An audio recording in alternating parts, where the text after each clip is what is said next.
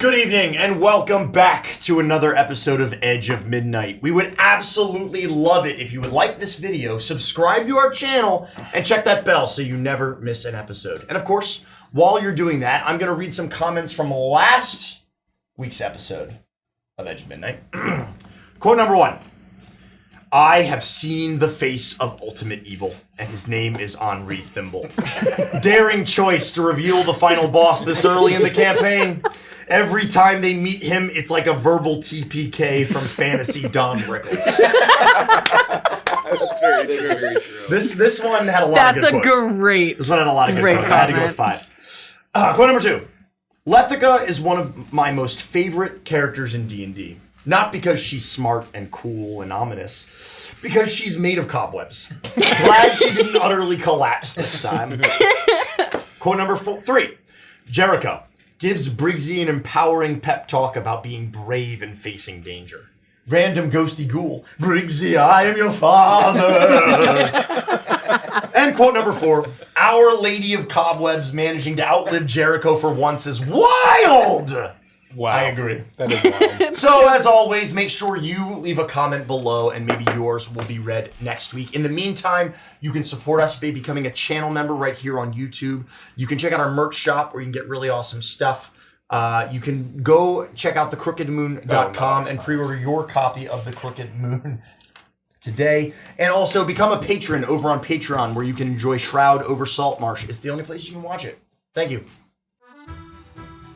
Yo-ho, Andy! Yo-ho, a pirate's life for me. We are really Oh, your hat's a little... We are really enjoying... Hold on. Let me help you out here. No, Gary, stay still. I'm so confused. I'm so dizzy. The Kraken's got me. Release the Kraken. I'll give you a Kraken, Gary. Oh, go. Ooh, don't tease.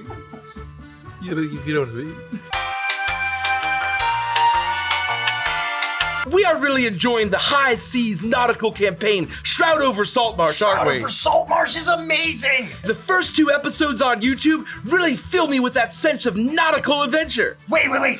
So what happens after the first 2 episodes? Where do I get the rest? The rest is all on the Legends of Evantra's Patreon. What? It's a whole Patreon exclusive campaign, and if I do say so myself, it's one of our best. Whoa. You know what? I don't know why I'm acting surprised about it. I'm in it. I can't wait to see you swashbuckle and buckle swashes on the high seas. I have buckled and swashed once or twice in my life. That doesn't surprise me. It should. Anyway.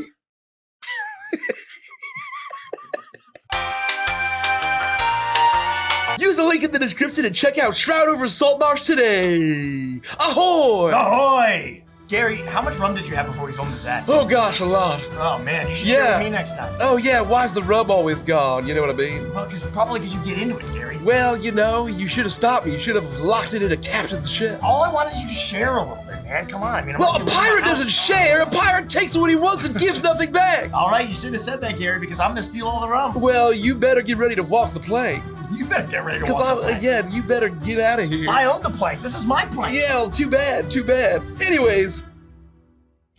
We are Legends of Evantris. This is Edge of Midnight. We will see you in the mist.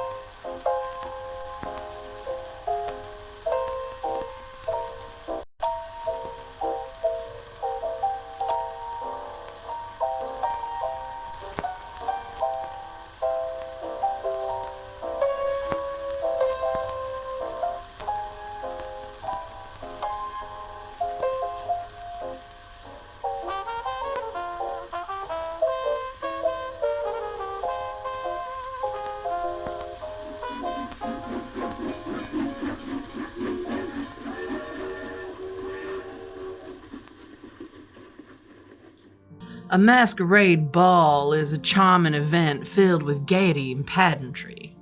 But the best part is that when everyone hides behind a mask, you can be whoever you want to be. It don't matter who you were or where you came from. For one night and one night only, you can be anyone. But that goes for anyone who might have intentions most foul.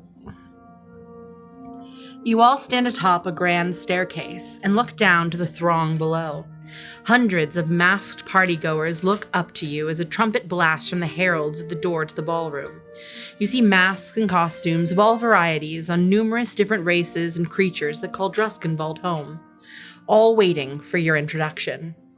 Once quiet falls over the crowd, the herald begins to speak. Here! Presenting Lord Philip's guests of honor, the witch hunters of Druskenwald. Lady Lethica Nightborn. Lethica, you are ushered towards the front of the stairs where a round of applause burst out around you. Before, once again, the gentleman calls out, Captain Briggsy Cratch! Sorry. Oh, Jericho Styx! Oh, yeah. Howdy do. Sir Marius Renafair! You all find yourselves standing at the top of the stairs looking down over the ballroom, and the entire room erupts into applause as you descend the stairs to the party. And you see a human couple at the base of the stairs clapping most enthusiastically of all. Despite the elegant costuming, you immediately recognize the Druskenwalds. Philip is dressed in his classic monochromatic grayscale shades, with his costume evoking a charging rhinoceros. Adela's outfit is far more colorful and evokes a roaring Tyrannosaurus. Adela's grin beams beneath the sharp saurian teeth of her mask as she gleefully struts towards you. Oh my gosh, you guys look so amazing! Oh, Henri really knew how to dress you. Look at you. Oh my gosh, your wings. Thank you, and you both look wonderful. Oh, thanks. You like it? It's beautiful. I've got tiny arms. Did Henri also design yours? Oh yeah, of course. He makes all the outfits for everyone just based on the very essence of who they are. Well, gosh, Dad, I call old Henri Dapper Dan. Oh, he'd hate that. On I account hope of no one ever calls him that. being so dapper. I'm a monkey. See my tail? Oh yeah, look at you. Can you clank your cymbals together? Oh, that's beautiful. Don't do that too much, though. Oh, The band's playing and all. sorry. Well, You look mighty fine, Miss Adela, and I mean that in a very respectful way on account of you looking like a mighty fine, genuine dinosaur. oh, thank you so much, Jericho. You look great. I really love that. Just all of you. Even your cage looks so pretty. Oh, thanks. Yeah, I wasn't sure quite how to put it on, and Mr. Henri showed me how. It's actually a lot more nimble than I thought I'd be in this. No, it fits you perfect. And even you too, Lethica, is not what I would have expected, but you look beautiful. It is a perfect fit, and I like the look very much. Thank you. Oh, the way it catches the light, it's spectacular. I mean, just a quick glance around the room will show you so many envious people. And as you glance around, you see that there are quite a few people who are looking at you in envy. Indeed. How are things? I mean, You know what I mean? Like, sort of after certain things, you know? Is everything all right? oh, everything's great.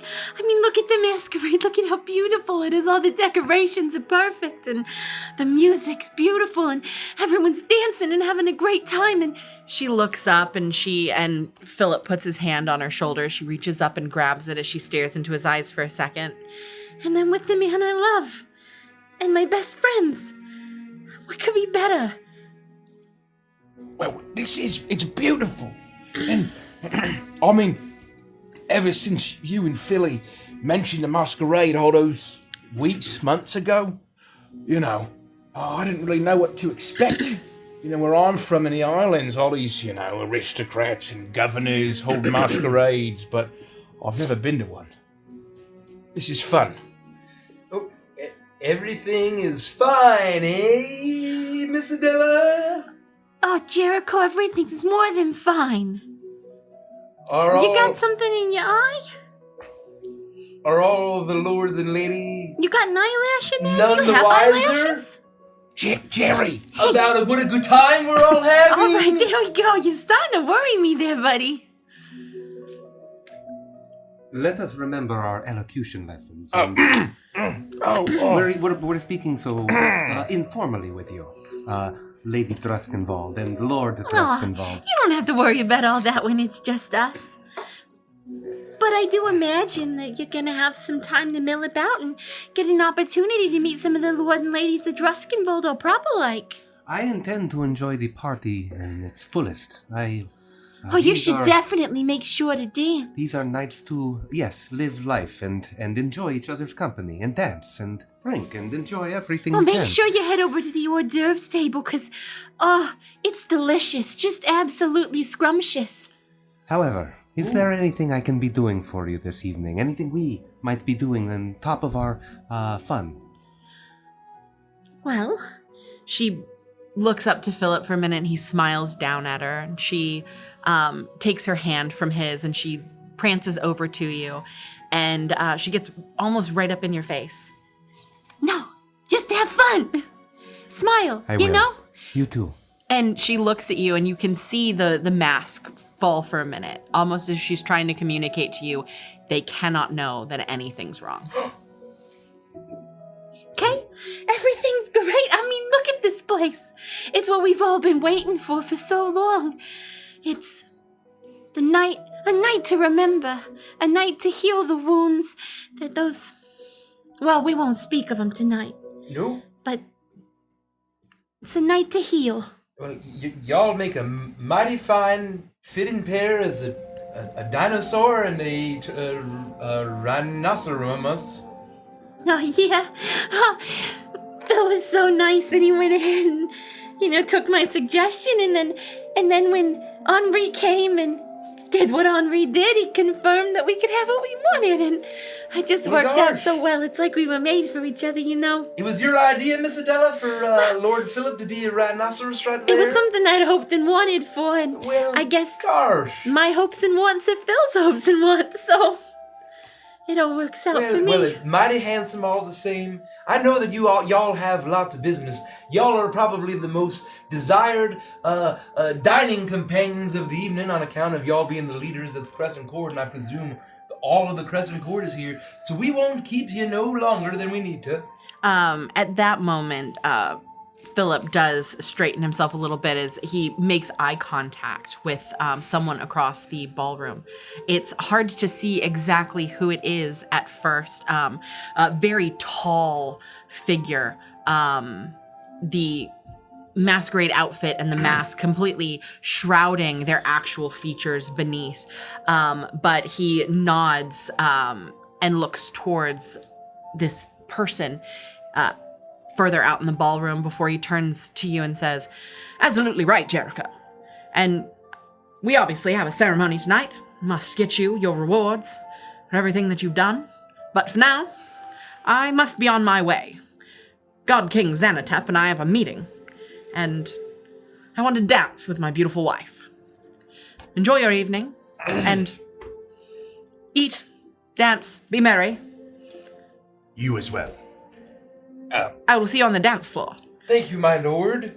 He Appreciate that. reaches down, Phil. he picks Adela up by the waist, lifts her up, gives her a quick peck on the cheek and then on the lips, whispers that he loves her, sets her down, and strides off across the ballroom.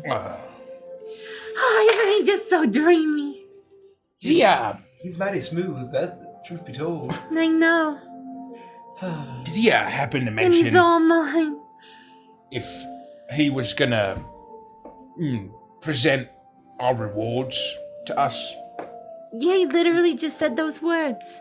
Oh, He mentioned a ceremony later. Oh, it'll be like halfway through the masquerade or something. And we don't want to do it at the end when people might have left and things get a little tiring, but we want to let people, enjoy things for a while before we do any businessy stuff. well, we should have some fun. Yeah, so with that, someone want to ask me to dance? She looks towards Jericho. No, I'll do it. All right, you got to put your name on my dance card. You know how to write your name, right? Well, I can make my mark just fine. She reaches out her find a dance card. She reaches out her wrist, a dance card hanging from it, a small, very short, essentially a pencil hangs from it as well, a graphite writing utensil hangs from it, and you're easily able to write your name. It's Phil all the way down, and then one spot for you to write your name. Really, leave the last dance for Phil, eh? Oh, there it is. He's a tiny little space. All right, nice and small, so there's extra room for Phil. Lord Philip. Oh, Jericho. Oh, God, I tried real small. I'll just do an X to fill it. Yeah, around his face. The X is just sticks. It's shorthand for sticks. Oh, great. Well, are you ready? Well, yes, on account of being the gentleman, I will lead the way. She places her hand daintily in your shaking palm, and you're able to lead her out on the dance floor. You both watch as a waltz begins to play, and almost roll a performance check to see how well you do. Oh gosh, I probably should have pulled up my character sheet. Oh fuck, it's Barnabas. Oh! That's fitting for the situation. Performance? Oh, that's Barnabas who has a +0. Okay. I believe that's a +8, a 10. Okay. I'm just gonna say it's a 10. You fumble a little bit. You're clearly nervous, and this is not like the dances that you're familiar with at the at your harvest festivals back home. This is much more structured, and even though you learned these dances merely a day ago, holding Adela so close to you, you forget so many of those moves, but she senses your hesitation and your trepidation as she takes the lead. But she does it in a way that it makes it seem like you are truly in the lead. Well, she looks up to you and laughs, and she whispers, "Don't you worry, Jericho, I gotcha." Oh, you're mighty kind. I really mostly, in the kind of towns I would go to, we mostly had just hoedowns and the occasional none-ofs. Jericho looks a little nervous. I am horrified as soon as I say it. I mean, no, that was just a spot of humor. Thank you, Miss Adela. You dance mighty nice. You dance mighty fine.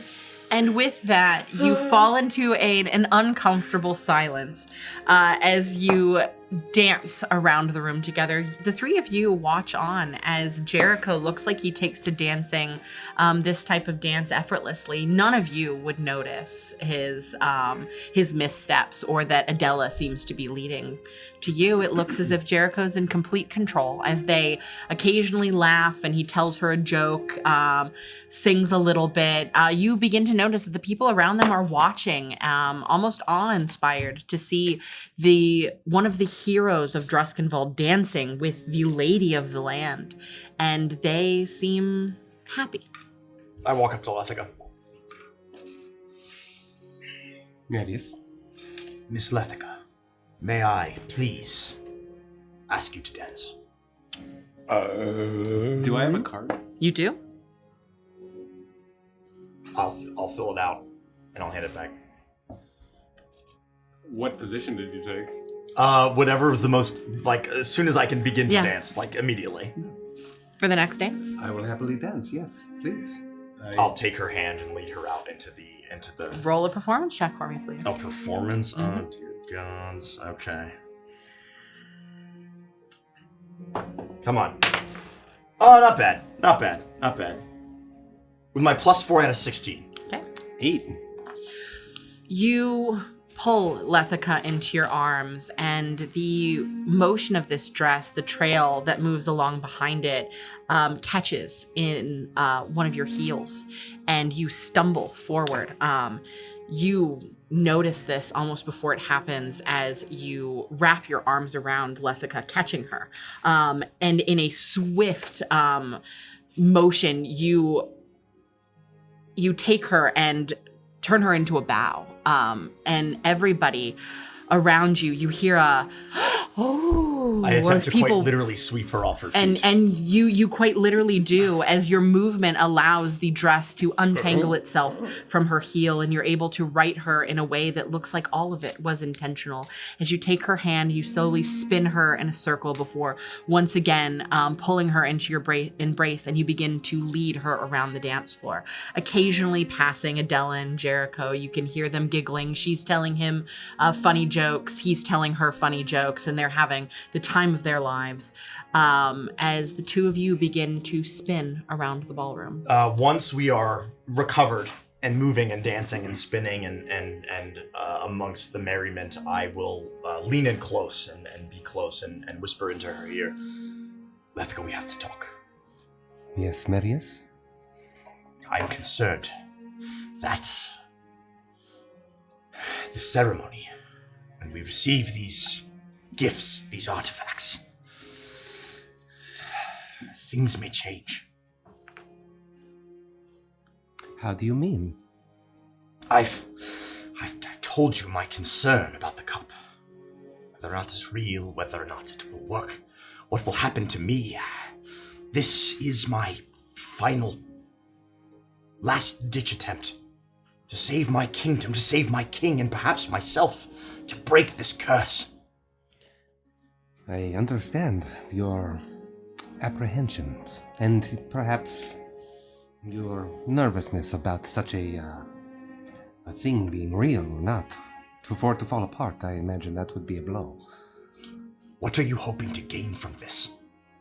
I am hoping to find an artifact that I have been seeking out for as long as I can remember. If it is true, and it is what I have been seeking, it would mean a great victory for my goddess. Do you still hear your god here?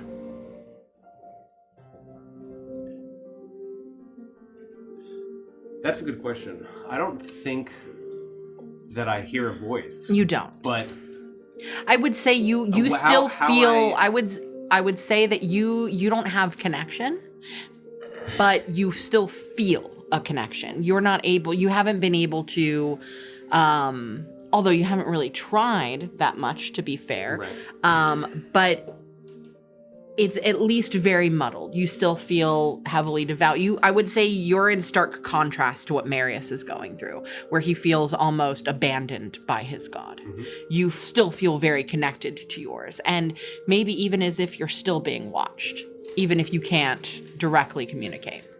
I know that relationships with deity vary from person to person, and even on the mortal world, I did not hear a voice. I would say here the chance for that is almost nothing. But the divine faith, the spark within me, since coming here, has only grown. I'll be silent for a moment as we continue to dance, and then I'll say, well, if this ceremony, if these artifacts, if this is all a trick, if we're being led astray, or if we get exactly what we're asking for, I want you to know I'm sorry for everything. And then I will spin her and dip her deeply and move in very close, and you'll be able to feel my breath on your neck, and I'll say, but I've enjoyed every moment with you. And I'll stand up and continue to dance.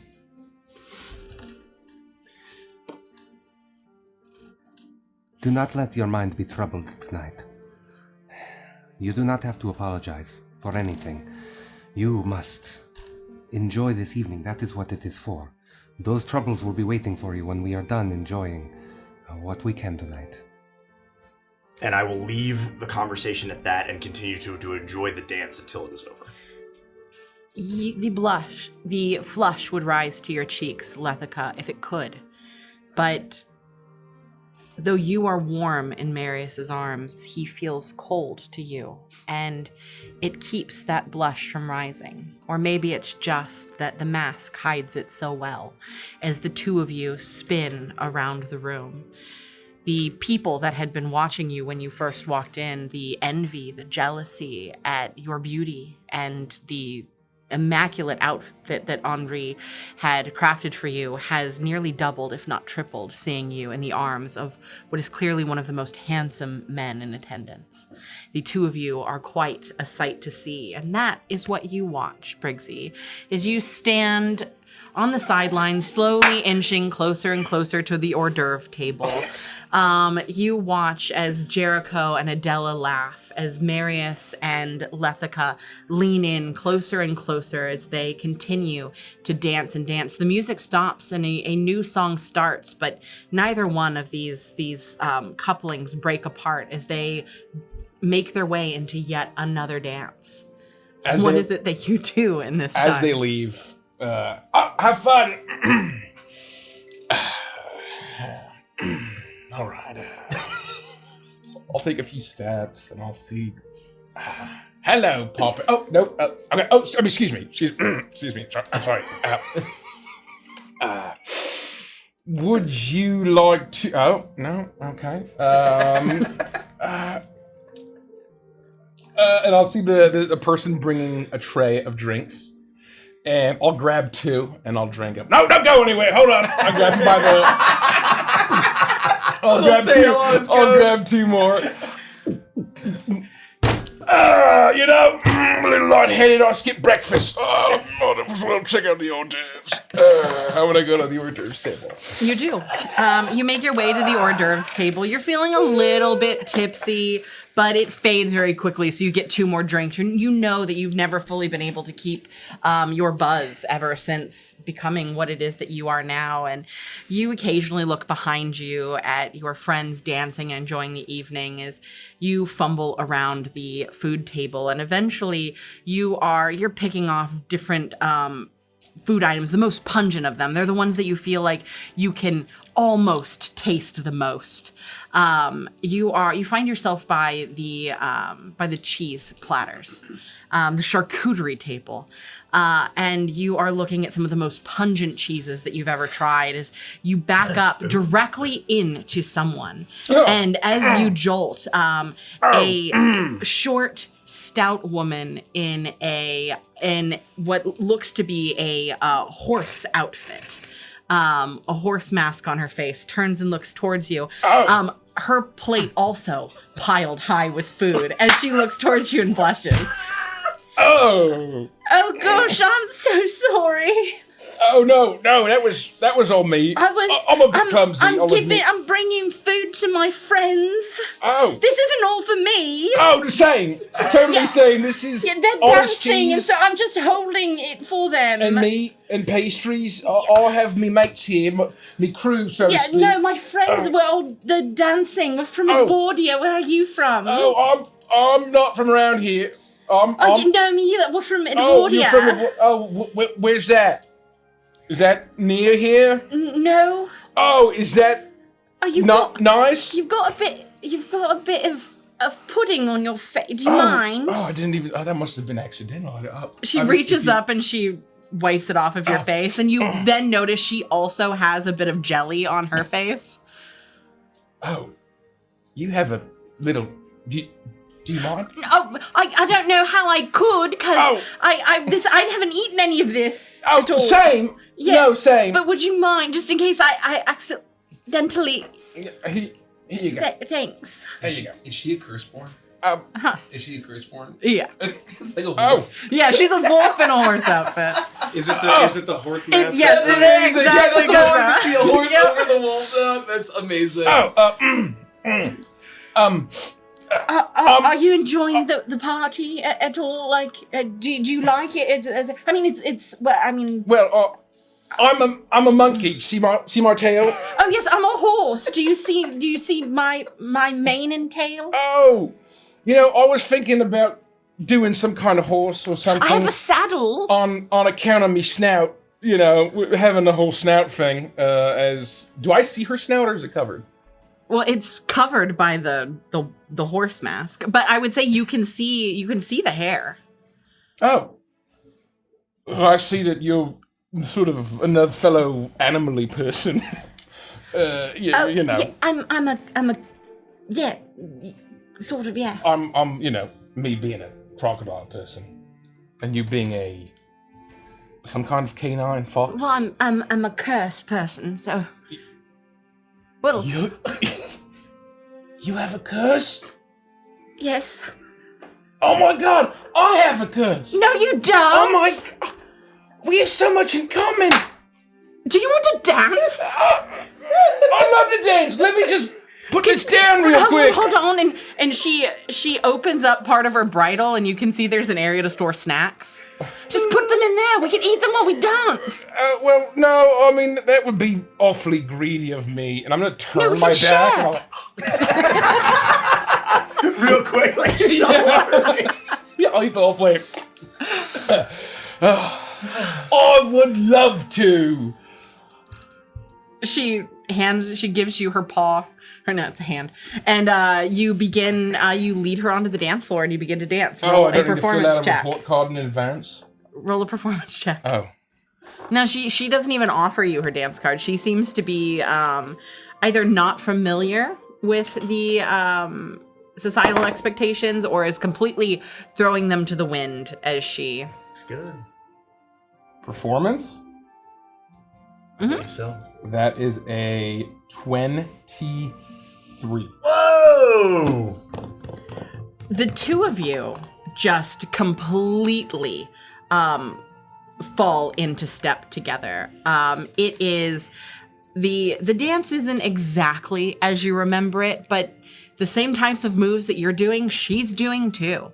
And whether it's that you both learned the dances differently or you both dance to the beat of your own drum, it's hard to tell as the two of you cut a rug around this place. You're dancing a little faster than everyone else, but you are having the time of your life. Occasionally, she'll pull a snack out of her bridle and break it in two and feed you half and eat the other half as well as you laugh and talk about being cursed and what that's like. And I passed cotillion yesterday.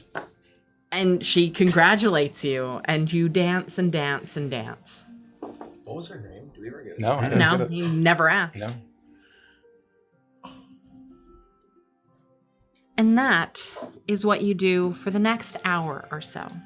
You occasionally stop dancing and meet back up. You are all introduced to the lady from Edwardia that Briggsy has met. I would immediately ask her name. And she tells you her name is Lavinia, and she is from. It's a pleasure to meet you, Lavinia. I should have asked. And she seems very shy, talks about her friends that are here, but at no point does she offer an introduction. But occasionally you see as she leaves and heads over towards a very tall member, or a very tall person in this place. What is very clearly a large suit of animated armor covered in studs and spikes. The pieces of armor almost linked together by bolts of lightning. The face behind the mask very clearly created by lightning itself. And at one point, Briggsy even asks, who is it that she is going to see? And she is here escorting the Iron Maiden, the lady of Edwardia. And you are able to see her in all of her glory as she stands so much taller over many of the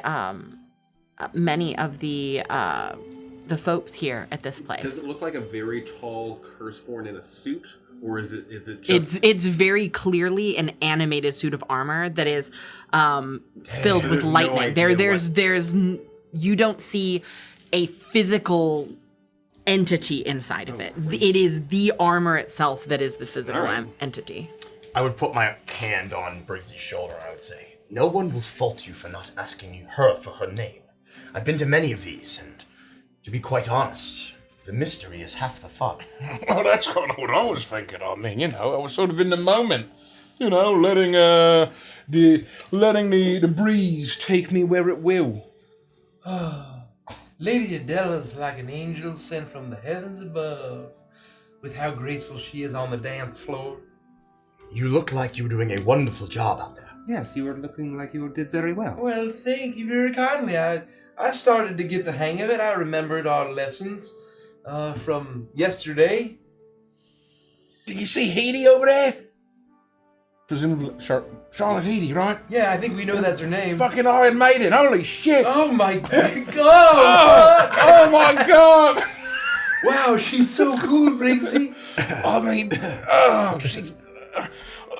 do I look around? It's like all these like monster people. You're looking around, and it's not a room filled with humans. You have people of varying sizes. You have Plagueborn, Curseborn, Threadborn. You have Azureborn, Silkborn. Every born you could possibly have.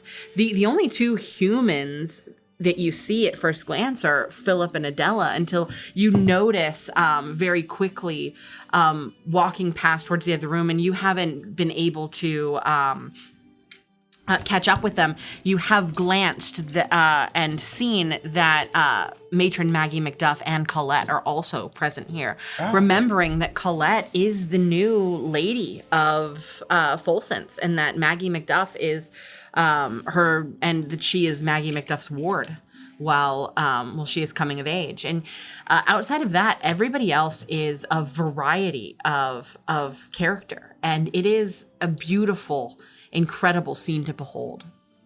As you enjoy the party, the music stops as trumpets blast once again to gather the attention from the throng. As you turn, you see Philip standing atop the staircase, flanked by 4 servants holding silvered boxes. All attention is on him as footmen usher you to the base of the stairs for the gifting ceremony. With a flourish, Philip taps his cane on the ground twice before raising it to his mouth and speaks, his voice magically projected across the entirety of the ballroom.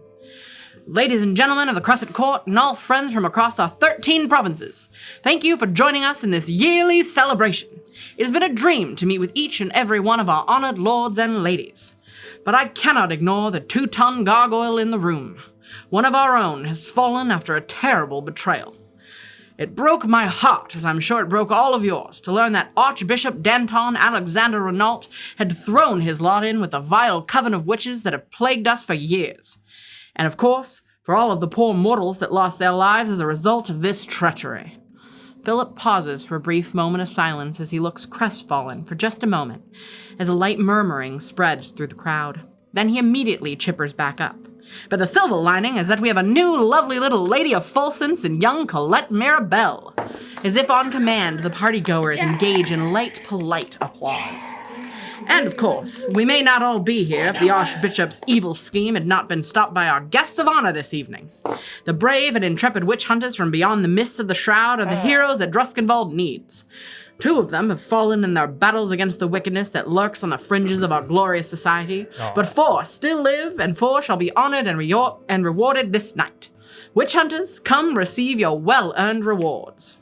The footmen beside you escort you up the stairs as Philip beams beneath his rhinoceros mask, gesturing briefly to the servants beside him who prepare the 4 silvered boxes at his side. If there's one thing I've been good at, besides being a top-notch husband and lover, polite chuckles murmur through the crowd.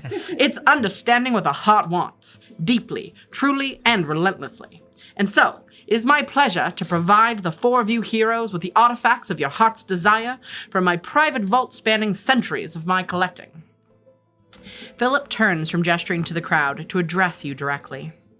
Ladies first. I am nothing if not a consummate gentleman. After all, Lethica, Nightborn, to you I gift the Shadow Knell. The first servant opens the silver box, and Philip reaches in to pull out a cracked bell forged from a jet black metal, with elegant adornments of skulls and dark feathers. handing it to you, Lethica. You can feel it thrum with magic in your hand as you look down at this, the Shadow Knell. This is that thing which you seek. You can feel it immediately. This is no toy. This is no recreation.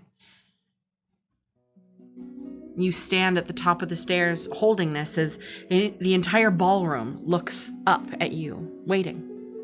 I'm going to clasp it by the handle and put my fingers in to make sure that I can keep the clapper from ringing the edge of the bell, and just sort of squeeze and pinch that. And I'll look out at the audience and then regain my composure and turn to Philip. Thank you, Lord Druskenwald, for this honor. This means the world to me. Thank you. Thank you for your service to all of Druskenwald. And he turns back to the rest of you. The next servant opens the box, and Philip produces a large but simple key crafted from a hardened amber-colored resin with streaks of orange throughout.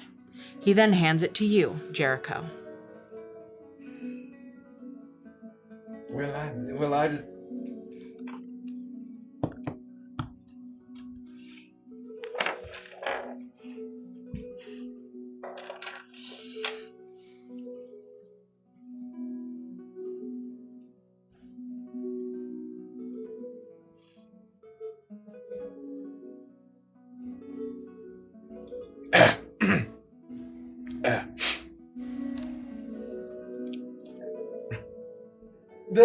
Thank you mighty kindly, Lord Philip. He nods to you.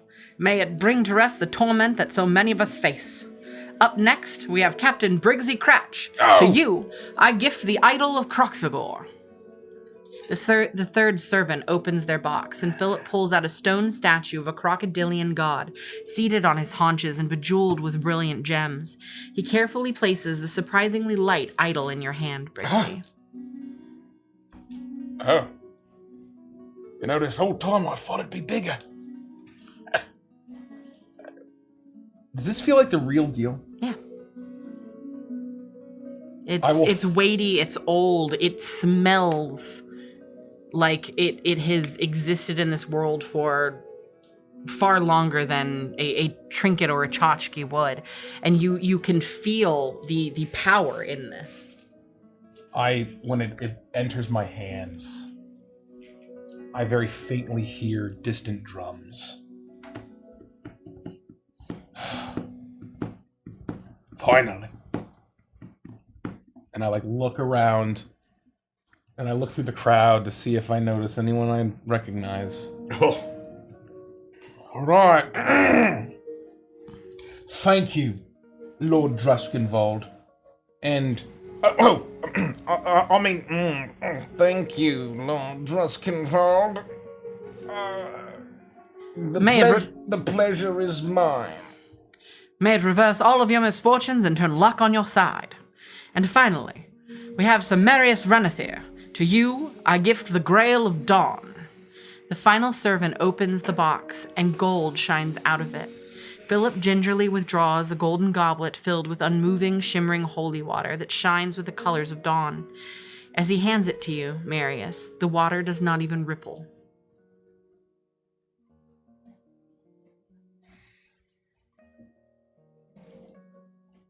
Unbelievable.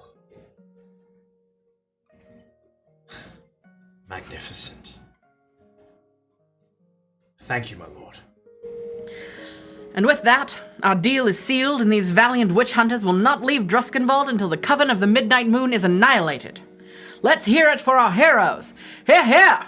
And with that, everyone drops the soft clapping as they all shout and cheer. Your accolades are just being piled on top of you as you wave, and it's hard to even look out at them as your attention keeps being drawn to these items that you have, before Philip announces to the band or to the orchestra to continue to play, and to get back to the dancing and to the revelry. And just as quickly as he does, the audience disperses from the base of the stairs and begins to mill about the room, getting more hors d'oeuvres, enjoying more dance and more drink, and more conversation as he pulls you in. Well, you have what you came for? Yes. And our promise is sealed. You will help Druskenwald until the coven is completely annihilated. Yes, absolutely. We're bound. We're honor bound and honor oath sworn. So what's the nature of being bound? And I have something to admit. I can't be fancy. I just can't. So, I'm sorry if I embarrass you. But I tried. He claps his hand on your back. You don't embarrass me one bit, Briggsy. You're you. Just as you should be. Thank you. But my wife is waiting for me across the room, and she is, she's not going to be happy with me if she doesn't get 1, 2, or 5 more dances. Enjoy the rest of your evening. We will, thank you. And you'll join us for breakfast tomorrow. Oh, yes, that would be a pleasure. Of course. Well, if I don't see you for the rest of the night, I'll see you then. Would we be able to get some privacy with our rewards after the end of the masquerade? Absolutely, you can. They're yours. You don't have to give them up. Keep them with you for as long as you need. If you want a place to store them, yeah, we can put them back in the vault, but they're yours. Do with them what you will. Take them back to your room, spend time with them, get to know them. And if you need anything, you know where to find me. Just search for the rhinoceros and the Tyrannosaurus. And as he says it, you see the smile, a light on his face as he looks towards his wife. And in the meantime, I have a lot of fine folk here from all over Druskenwald. Don't be shy. Mingle, get to know them. The Iron Maiden's going to be performing at the end of the night. Oh, is she a musician or A singer. Pipes you've never heard in your life. Spend time talking to her. I'm sure she'd like to get to know you. And it is in that moment that Adela bounds up the stairs. Oh gosh, Phil, are you telling him to go see the Iron Maiden? He did. Oh, but I got someone I want you to meet first. Lead the way. She looks up towards New friends? Philip. Philip, is it all right, honey, if you go do your business and stuff so that I can show my friends around? I just want to introduce them to one person, please. He looks down at her. Anything you want, honey. He leans forward and smooches her cheek as he lightly squeezes her shoulders.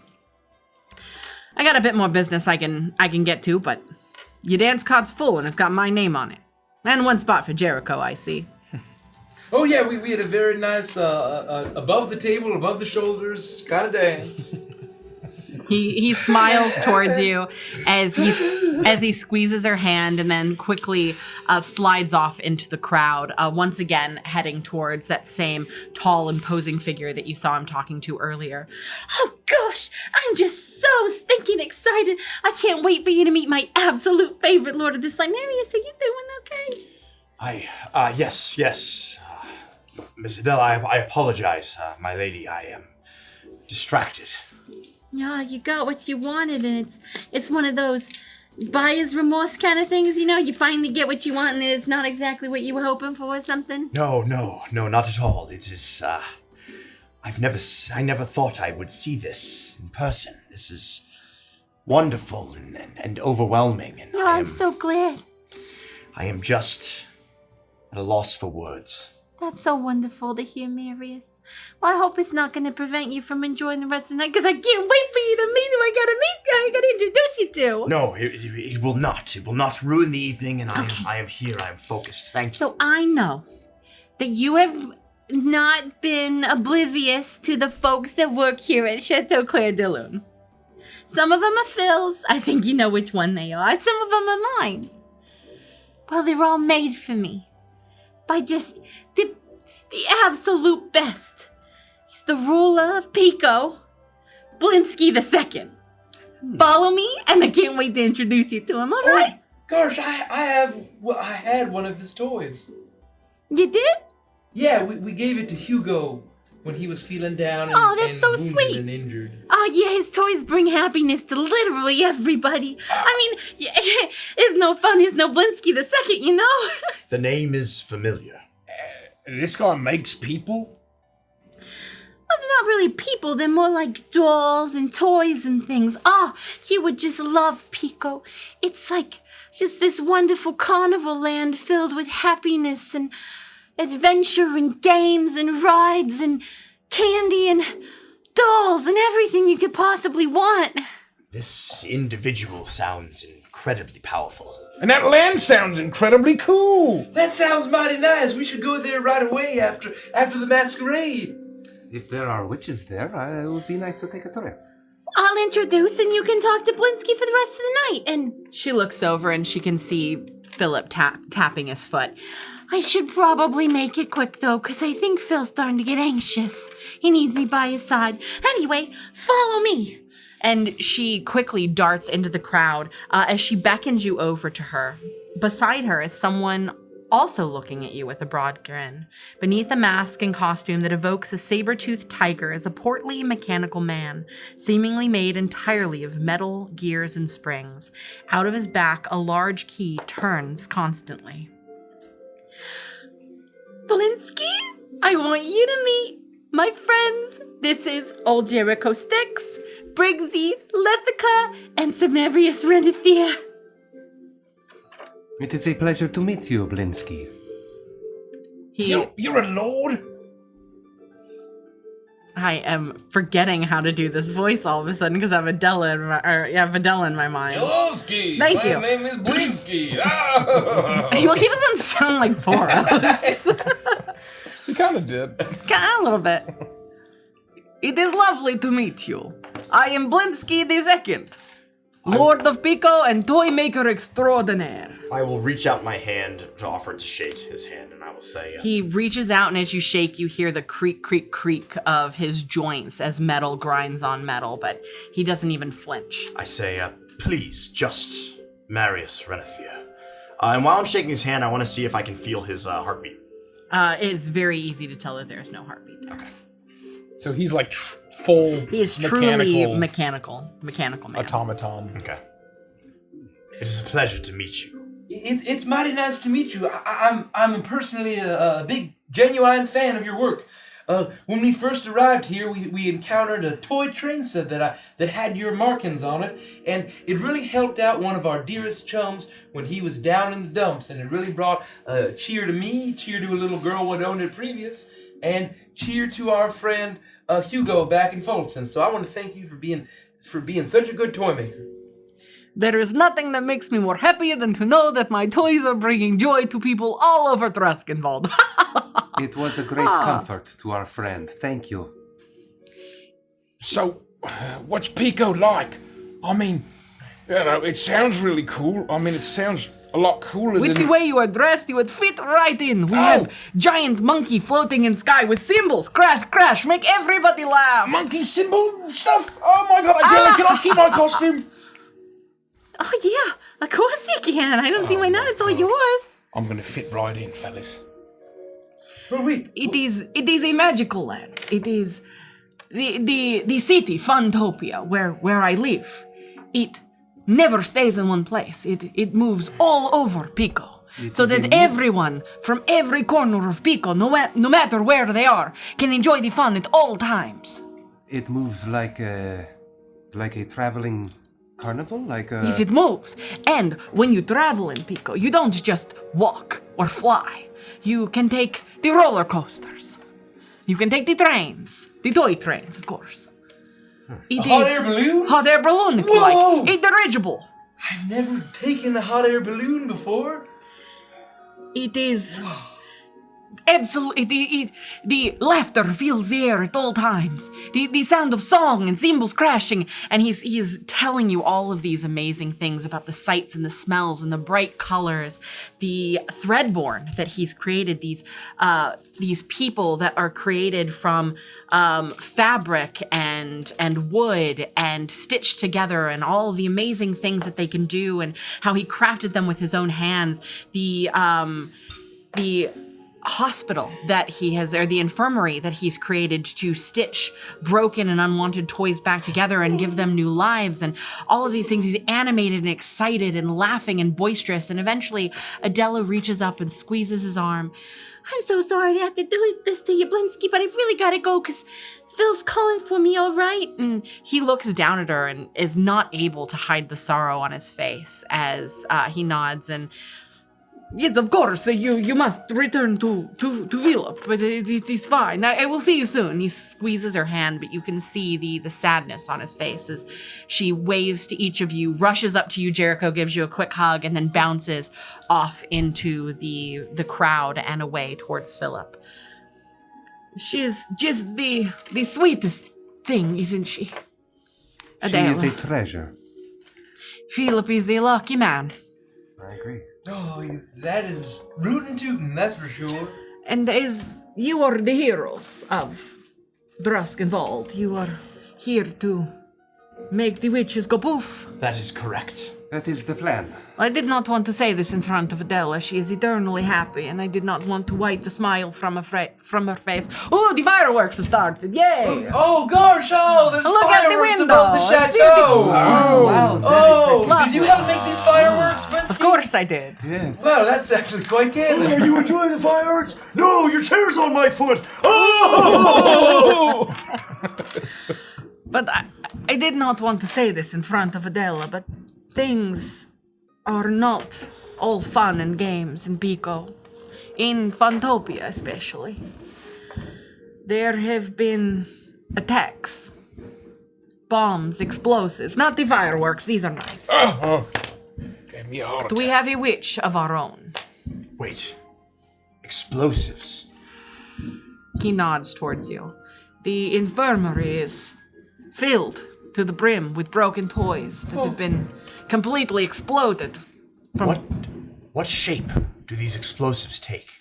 all sorts of shapes. They're hidden in boxes, in presents, sometimes in toys themselves. A symbol monkey exploded.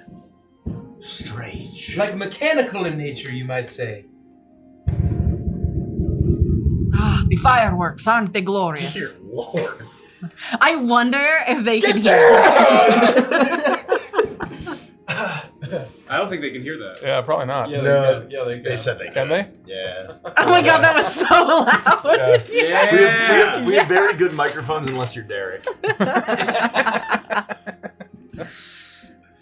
It is. Letica. She leaves her calling card, a bright pink paint that she paints on things. And she calls herself Sister Antique. Wait a minute. Just a moment. Like, We must make sure that we understand all of this information fully and ask questions without... yes, you're right. I'm sorry to interrupt. How rude of me with the Lord of the Crescent Court. This is right. very interesting information. Do all witches have similar calling cards to your knowledge? Not that I can say. I've only had personal experience with Sister Antique and her antics. Sister But Antique. she is a darer. It is difficult, and I fear that, and he starts to speak in a hushed tone, I fear that Philip is not a good influence on Adela, you see. She is bright, she's smart, she's very capable, magically inclined. She is the gift of the seer. And yet, all of these things are happening in Druskenwald, and he just keeps her happy, blinded by love. I understand what it is like to be blinded by love. I can assure you, personally, that the Lord and Lady of Druskenwald are doing everything in their power to make sure that everything is fine. Yeah, Philip is the best darn husband, best lad man I ever did see. The best genuine Romeo I've ever seen in my wanderings. I'm not trying to besmirch his name. I want Adela to be happy. But she holds a special place in my heart.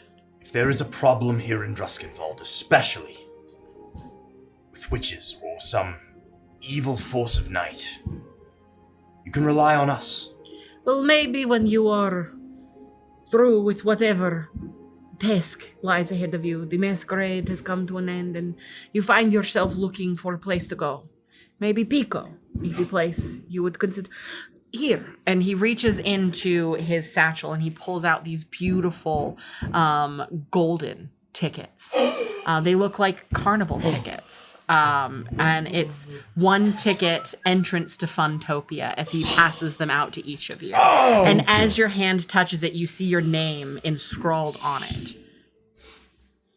Oh, so all we have to do is just show up and kill a witch. Easy. How does my name appear on the ticket? It says Sir Marius Renethir. I fold it up. I stick it away. I scowl a little bit at the sir in the front of my name. Gosh! Blinsky, do you know what Sister Antek's goal is? It's really hard to hear you over all of the fireworks. Do you know what her goal is? What her mission is? What she is trying to achieve? She is a creature of terror, so I think she thrives on causing mayhem and madness. And antics. And antics. Well, I gotta say, Mr. Blinsky II, sir, we ain't never seen that pink paint ever before in our whole lives. Ain't never seen it. Don't know nothing about it. That does not surprise me. She is, I think, potentially maybe confined to Pico itself. Piccolo, the giant symbol monkey in the sky, protects Pico, and I think it keeps her trapped in the lab. This? Oh. Oh, well. I probably should continue to there are many other lords and ladies I must meet. Yes. But it was lovely meeting each of you. Oh, before you And go, please.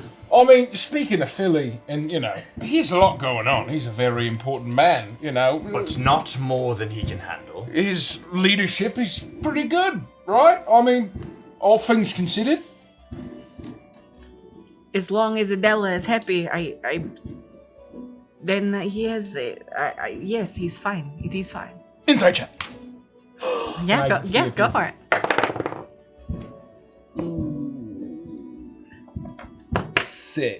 Seven. He seems to be telling the truth. You notice that every time he says Adela's name, that there is a fondness for her.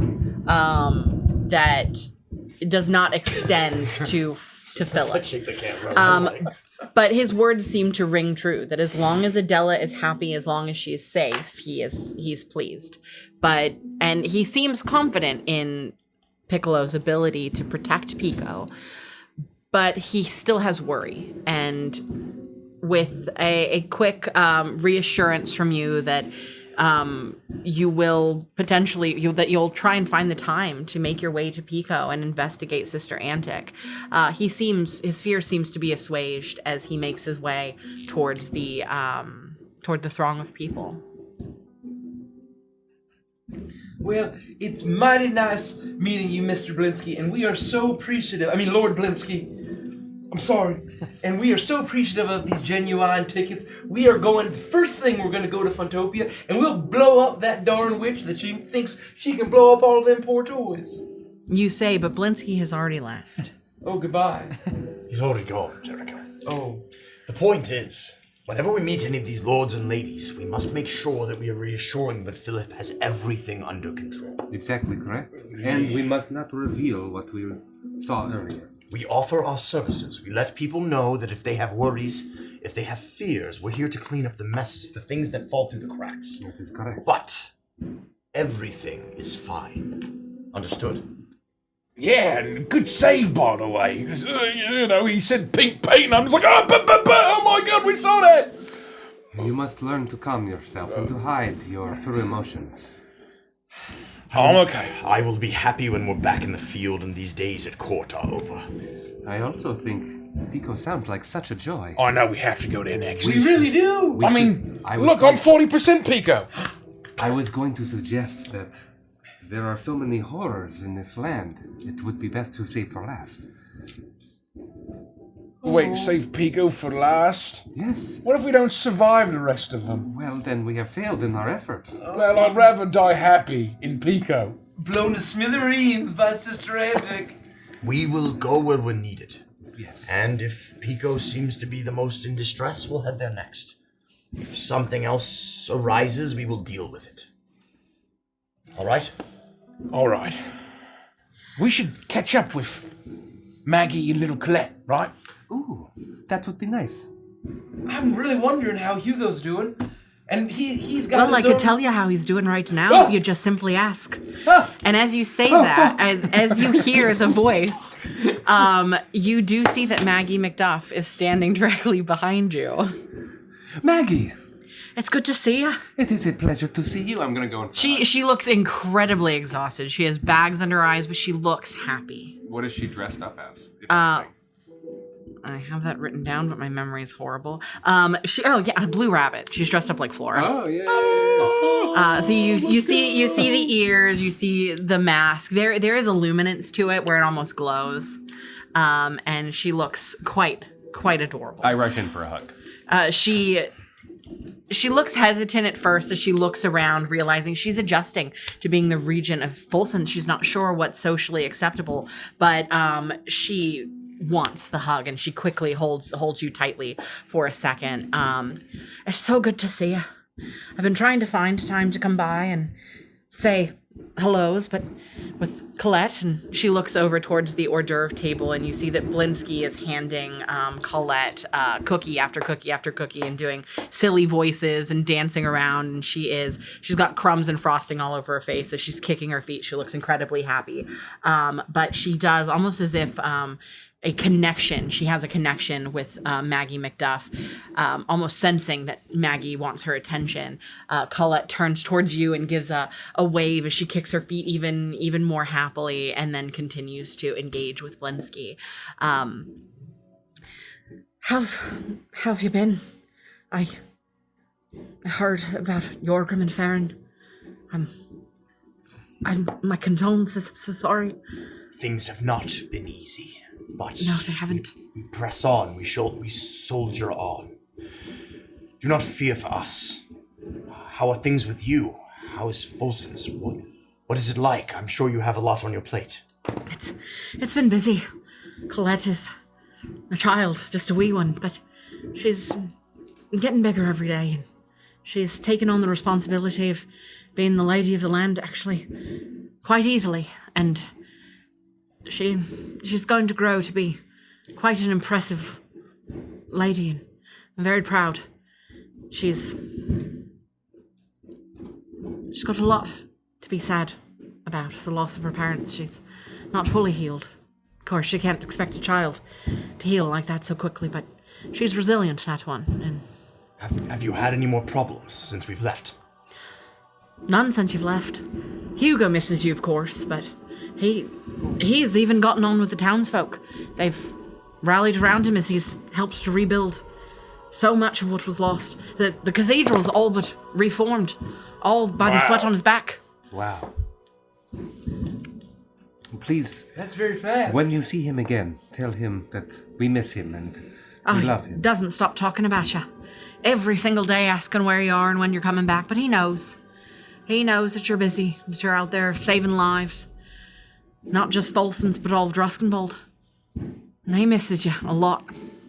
And we're gonna go to Pico, and we're gonna get him a whole satchel full of new toys from Mr. Blinsky when we arrive, and so we can have that to look forward to. Oh, he would love That's a good that. idea.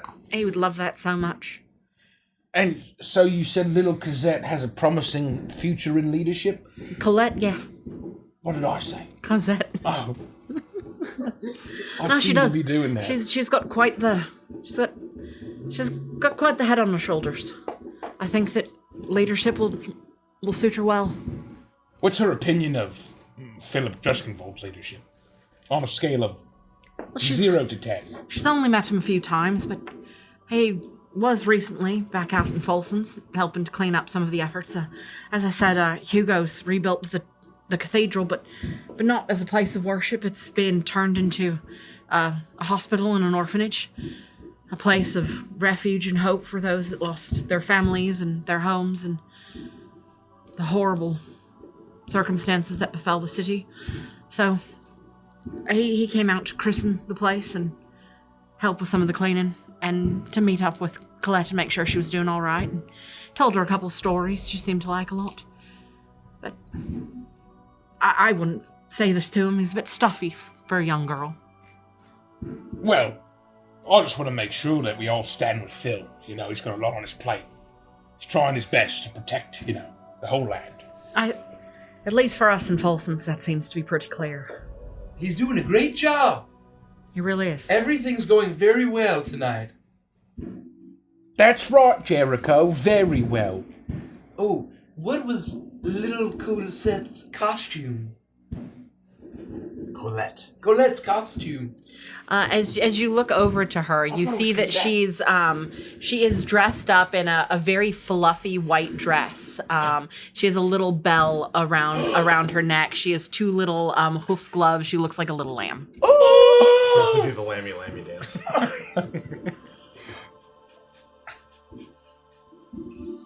Well, I want to walk up to her. She's all the way across the ballroom. But you could. I'll go say hi later. I'll get her a large lollipop and a wedge of cake from the fair. She would like that a lot, I'm sure. But we'll get her a whole sack full of toys as well from Pico. We're going there. We have tickets from Mr. Blinsky, so we're gonna go there and get a whole bunch of toys and celebrate. Maybe even Colette and Hugo can come along and ride the attractions. I've heard of Pico. I've never been there myself. I had a book about some of the different provinces all around Druskenvold, but I think that's one of the ones that has gone missing. Well, that's interesting. A few spell books and things. You mentioned if things were right. And yet everything's fine except for a few missing things. It's possible that people have... Things are going missing? Mostly just books. Since my library. You arrived here? No, since Back in everything that Folsom. befell Folsom, since all of that business with that crooked tree. But where could it possibly... Are you feeling all right, Jericho? Oh, I'm sure it was just Colette and her minions what took him. I'm thinking that, or desperate people. Books can fetch a fair price, especially after calamity struck. And knowledge is powerful. Sure, that's all that it was. Probably just there's all those angry mobs and all of the. We all saw how terribly uncouth and whipped up into mass hysteria the folks of Folsense were. So I think you're right. They were just trying to make a pretty penny.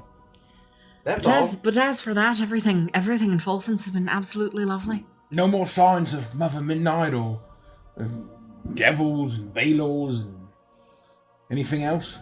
For the first time in a long time, I can say it's been quite peaceful. It's been hard work, not much sleep, taking care of a young one. But there's hope in Folsense. Well, that's a relief. And we have you to thank for it. And Jorgrim and Farron too. May their souls rest in peace. Well, now we know that, if everything else in this land goes to shit, there's at least one province that's not fucked up, flattered, and hammered shit. So we can just come back and hang out with you all. This isn't going to happen. We're Colette? going to solve this problem. I need you to cover your ears. And you look down as you see Colette's tiny little form staring up at you. Colette! Oh, what were you saying about hammered shit? Colette, what did I tell you about repeating things that people say? Yeah, but it was just Briggsy. I'm stupid. Oh, no, I shouldn't have said that. I should have watched You're my not mouth. stupid. Yeah, I shouldn't curse around children.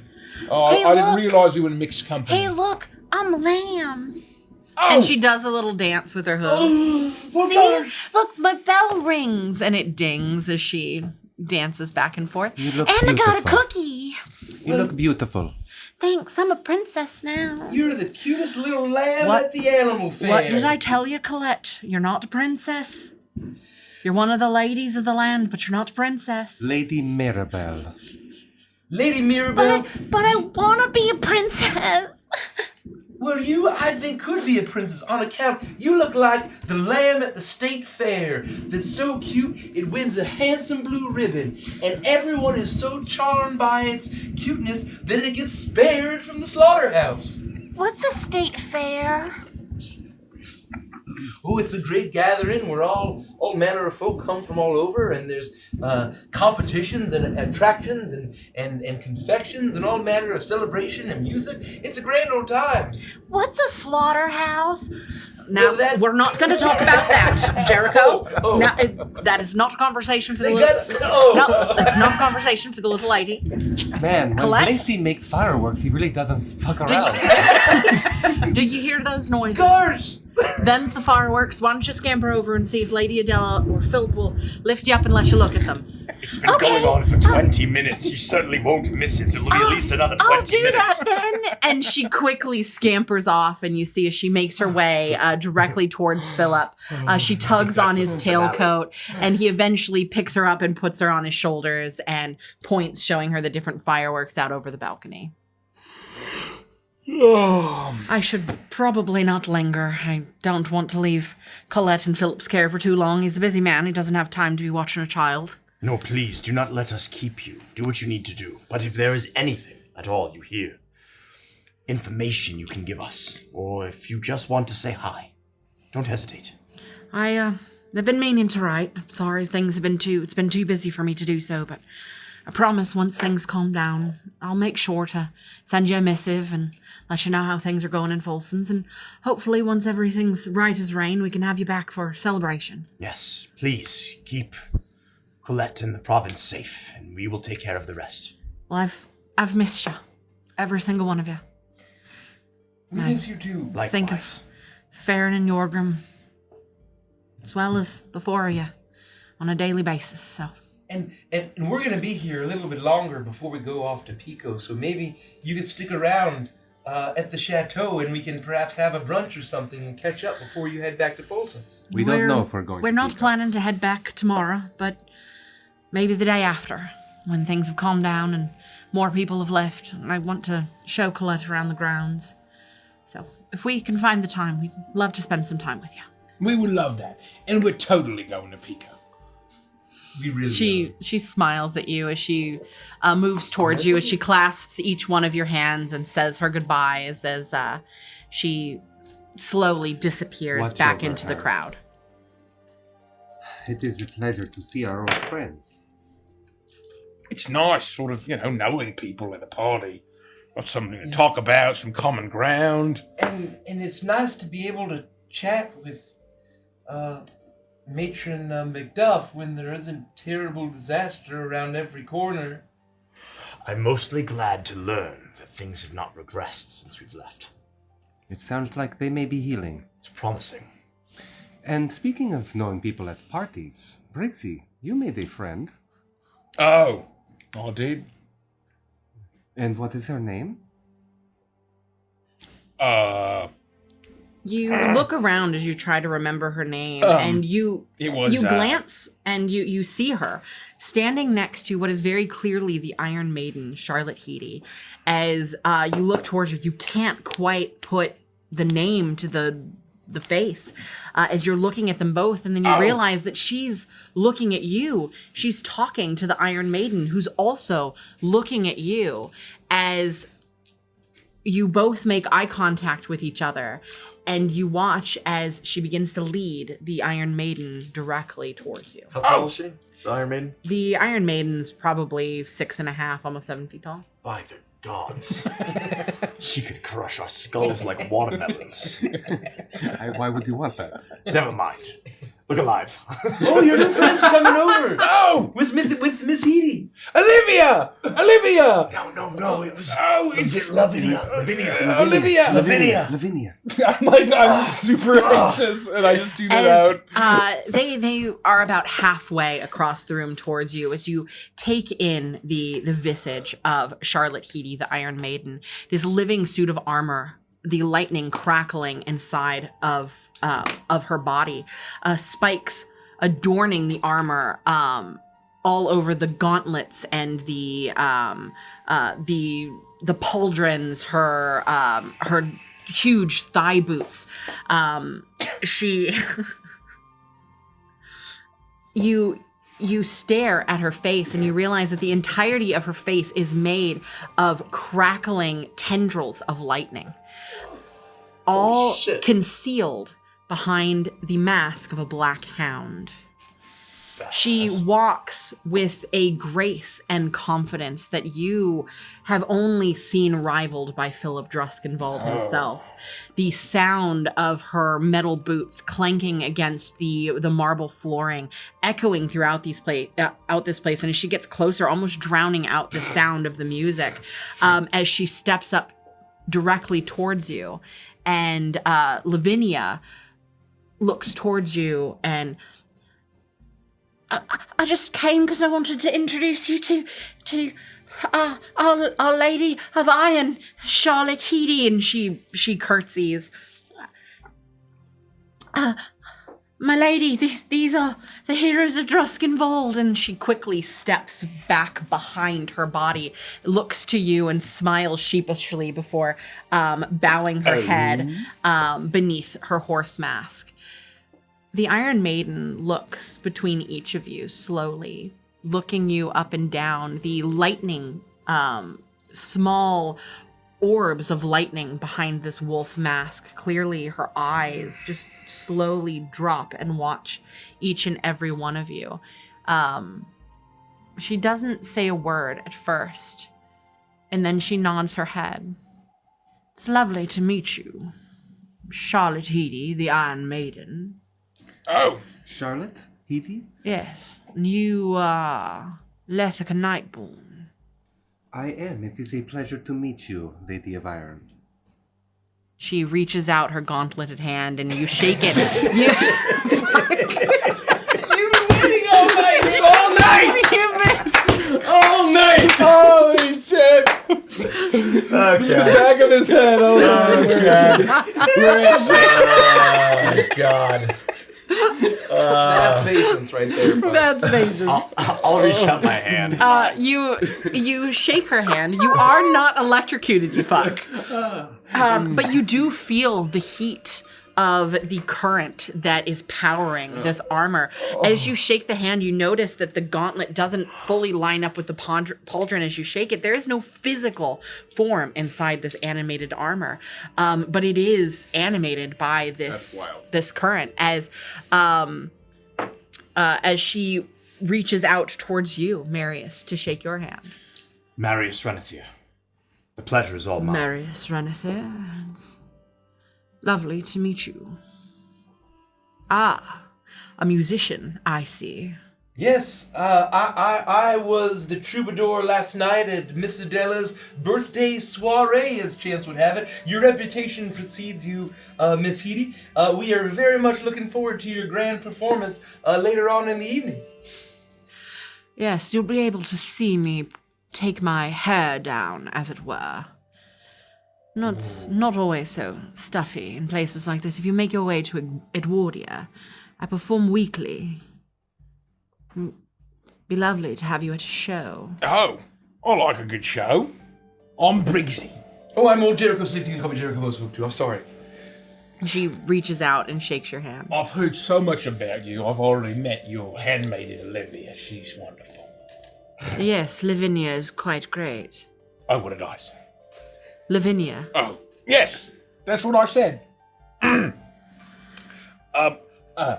So, tell us about Edwardia. We've never been. Philip and I have been having many conversations over the past couple of days. I believe that you will be under my watch shortly. Oh. There have been troubles about Edwardia. Troubles I don't wish to speak about publicly. But I've learned a great deal about you. Though I am concerned you're not small, really. Well, it's really, I mean, does size really matter? when it comes to most things, you know. I mean, it's really about the heart. I'm like a totally average height for most crocodile folk. Maybe on the low end of average, but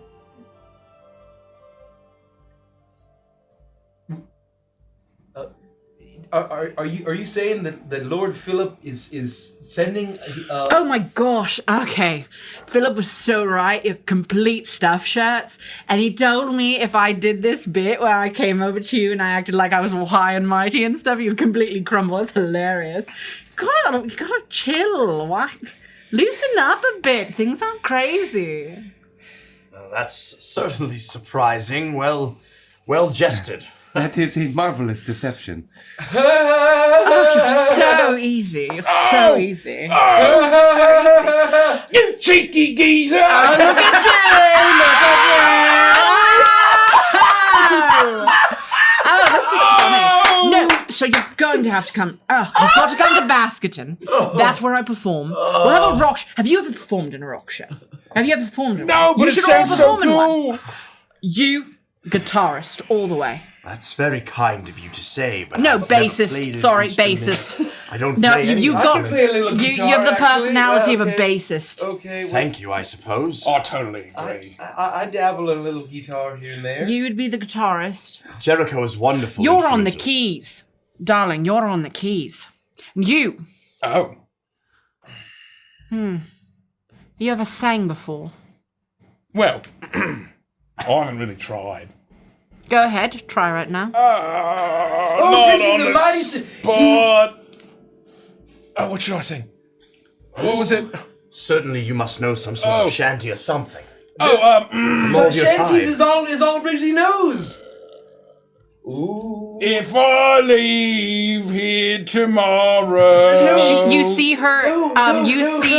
You see the her gloved hand alight with lightning as she shoots a bolt of it up towards the lights.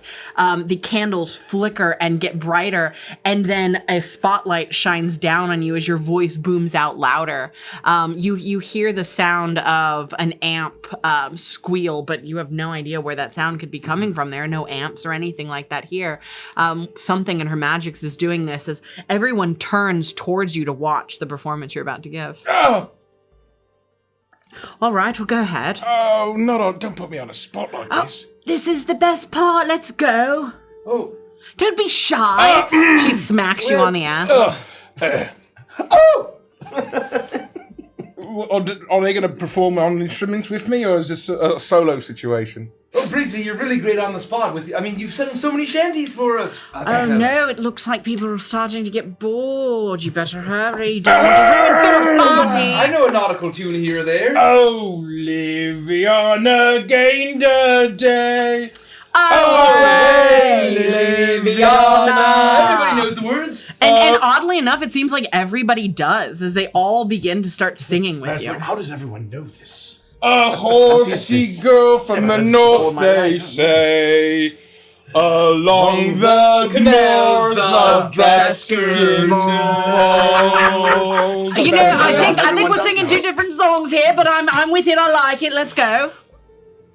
Heave her up and away we'll go away, Liviana. Heave her up and away we'll go along the moors of Baskerton.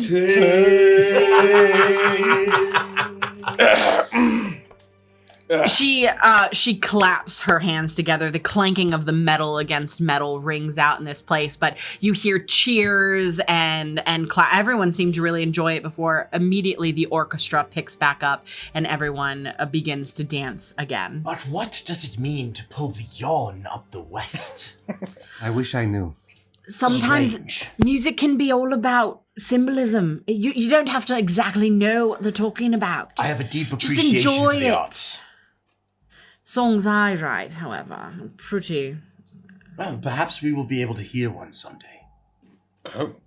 I would love to have you in Baskerton. And that is what I'm saying. Philip and I have been talking a lot. And we've had some troubles. I don't want to speak about... that was not a ruse. I don't want to speak about them publicly. Not here. But we've got some things going on that I feel people like you would be able to manage, and it's quite the trek, but old Philly believes that we can get you out there right away. That's why we're here. Well, yeah, we had been talking to Mr. Blinsky, and we was planning to go to Funtopia and Pico on account of Sister Antic and such. But I suppose we could make a pit stop up in Edwardia and explore Baskerton. I'm not sure what Pico could possibly have that rivals that which is going on in Edwardia. Just get in here closer. We're friends now, right? Yes. And she Yeah. quickly moves you in. She towers over you as she attempts to lower her voice, but clearly her voice is still booming out. It doesn't seem like anyone is paying attention to her. I'm not sure what Pico seems to believe that they have on Edwardia, but our problems are significantly worse than anything they could possibly have. It's a masked coward strutting about Baskerton. Oh, it's Baskerville. Baskerton. I like the hounds. Plays music. This haunting organ music. Atrocious stuff. Absolutely awful. Nothing like what we're used to. We never heard none of that before, especially not yesterday. She's obsessed with the theatre. My theatre. She calls herself Sister Serenade. If I may, my lady, I want to assure you that we will do everything in our power to help. We cannot be everywhere at once, but where there are problems, we will show and we will defeat them. I swear by it. Philip agrees with me that your best use would be to come assist. There's something about that music. It's affecting the people. It's changing them, harming them. Would you say that the problem you're having is worse than the problem that old Blinsky II's having down in Pico? I can't. It's a land of carnival and revelry. What kind of problem could he be having? Explosions, mostly. What I'm telling you is that we play spectacular classic rock music, and it's being drowned out by atrocious organ music. Do you not see the problem here? Oh. But then on top of that, it also has the side effect of being atrocious, not just in sound, but in magical quality, in the way that it affects the denizens of Edwardia. We must fix it. It sounds like a serious problem, and it is on our list now that we know about the system. To sweeten the pot, I'll get you a band t-shirt, one of my band t-shirts. I'll get you one. The Iron Maiden right on the back. Droskenwald Tall. Lady Hetty, Charlotte, Yes. Do you drink? Call me Charlie. Charlie, do you drink? All the time. I just wanted to know. And I will signal someone to come and bring over some cocktails. so I that stopped we can- drinking once. Yes? Worst 8 hours of my life. I pass her a drink and She chugs it down, and you notice that as she gulps it down, the lightning tendrils that shoot throughout the under portion of her armor illuminate with every gulp. Well, Lord Philip sure is doing a great job, ain't he? He's on account of him sending the four of us up to Edwardia. He's got me in contact with you. Yeah, I'll be right over. Just you wait. I'll be right there. I'm gonna have to go. I'm gonna have to go. Don't let us hold you. That little scamp from Babonia's doing a weird scientisty thing. But I'll catch up with you, yes? Yes. We'll talk again. We'll get tea or something tomorrow. We'll have an Edwardian tea. You spike it a little bit, you know what I mean? Give it a little spice. So I'll come fetch you, and we'll spend the afternoon together. Late afternoon? Yes, late afternoon. I like to sleep in. Sound good? That sounds wonderful. Yes. Tea, All right. And tea then- and a pint, right? Tea in the bar. Oh, you know. Oh, you get me. Oh, you get me. Okay. Fucker, yeah. You cheeky bugger. You Okay. cheeky geezer. I will see you then tomorrow. Geezer. You have a drink on me, and I better see you at the front of the stage when I perform later tonight, all right? I'm coming! And she quickly turns and she just bounces off into the crowd.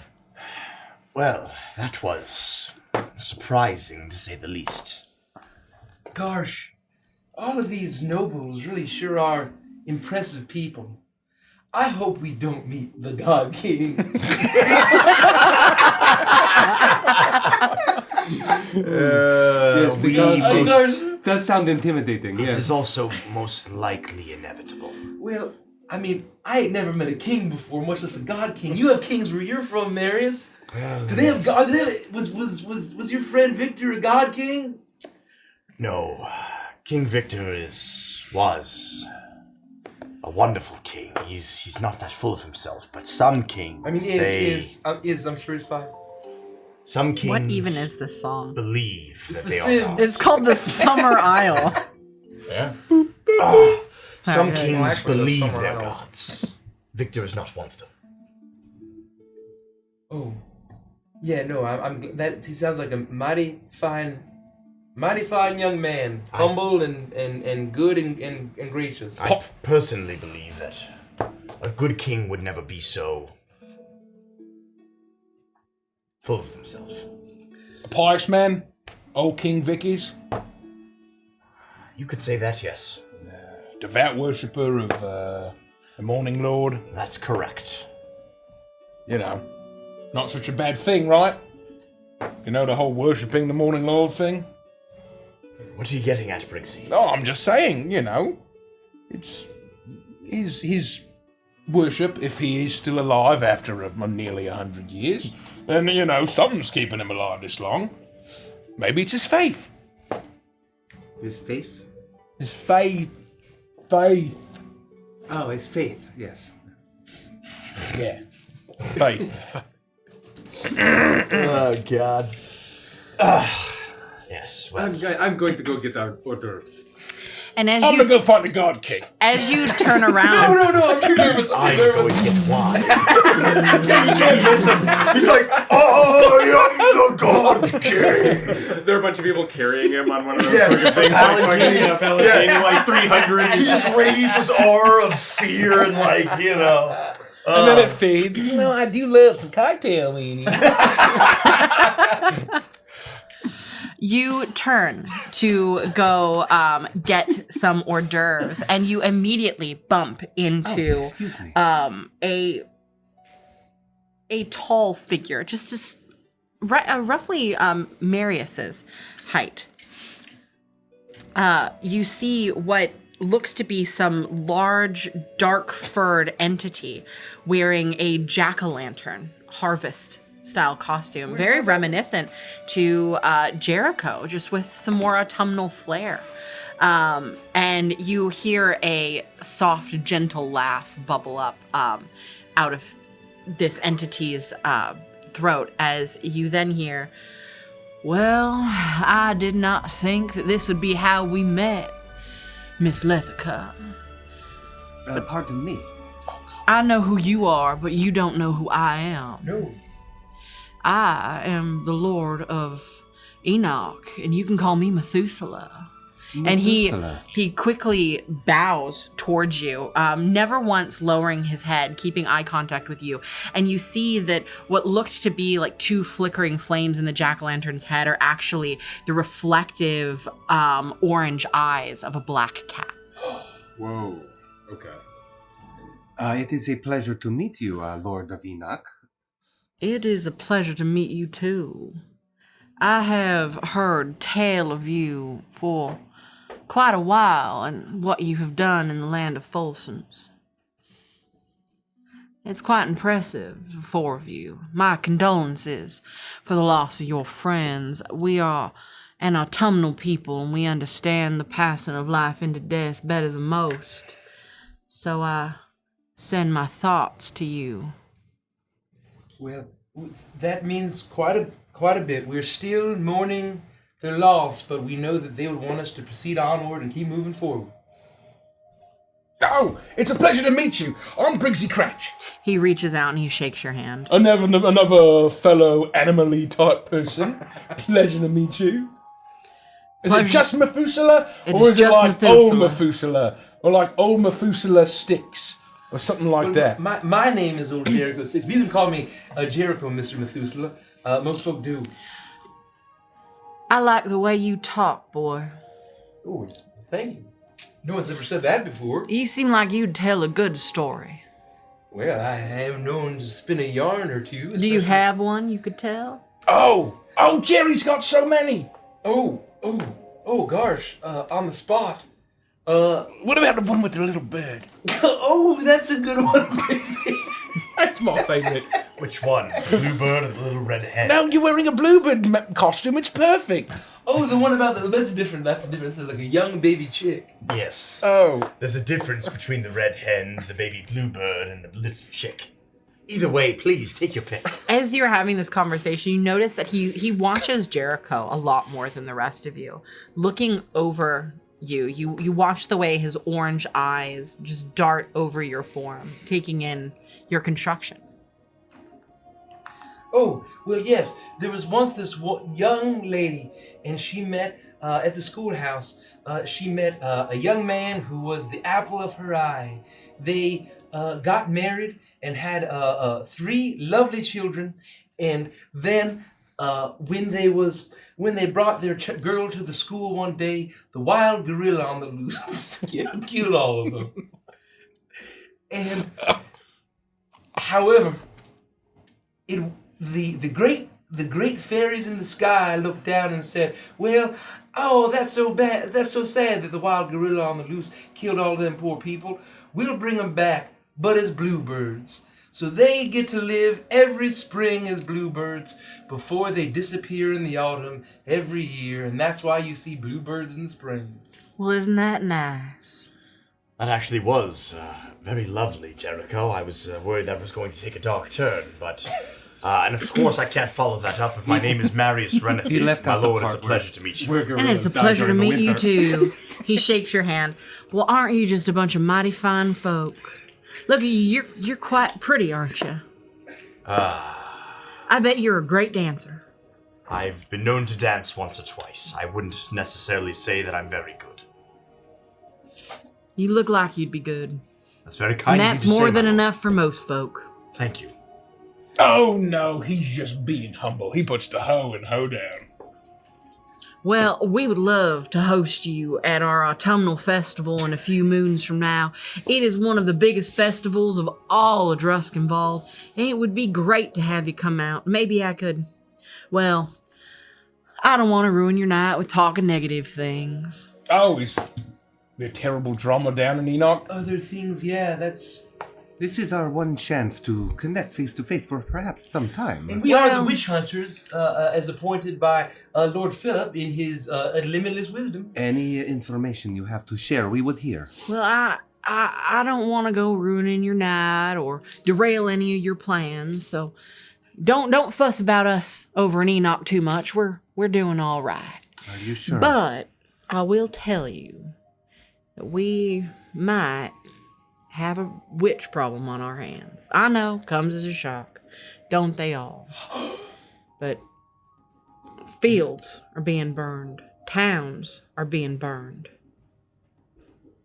Things are just catching fire for no reason. With the autumnal festival coming up in just a few moons, we can't have our crops being destroyed like that. And we've known about our witch for a long time. She had many names, but she was known as the Dark Rider. Up until more recently, when she's taken on a new moniker, Sister Nightmare. She rides upon a fiery steed, a jack-o'-lantern atop her head. Some say that on the nights the fields are burning, she hurls that head into the crops until it's all aflame, and then walks in completely unscathed to retrieve her dome.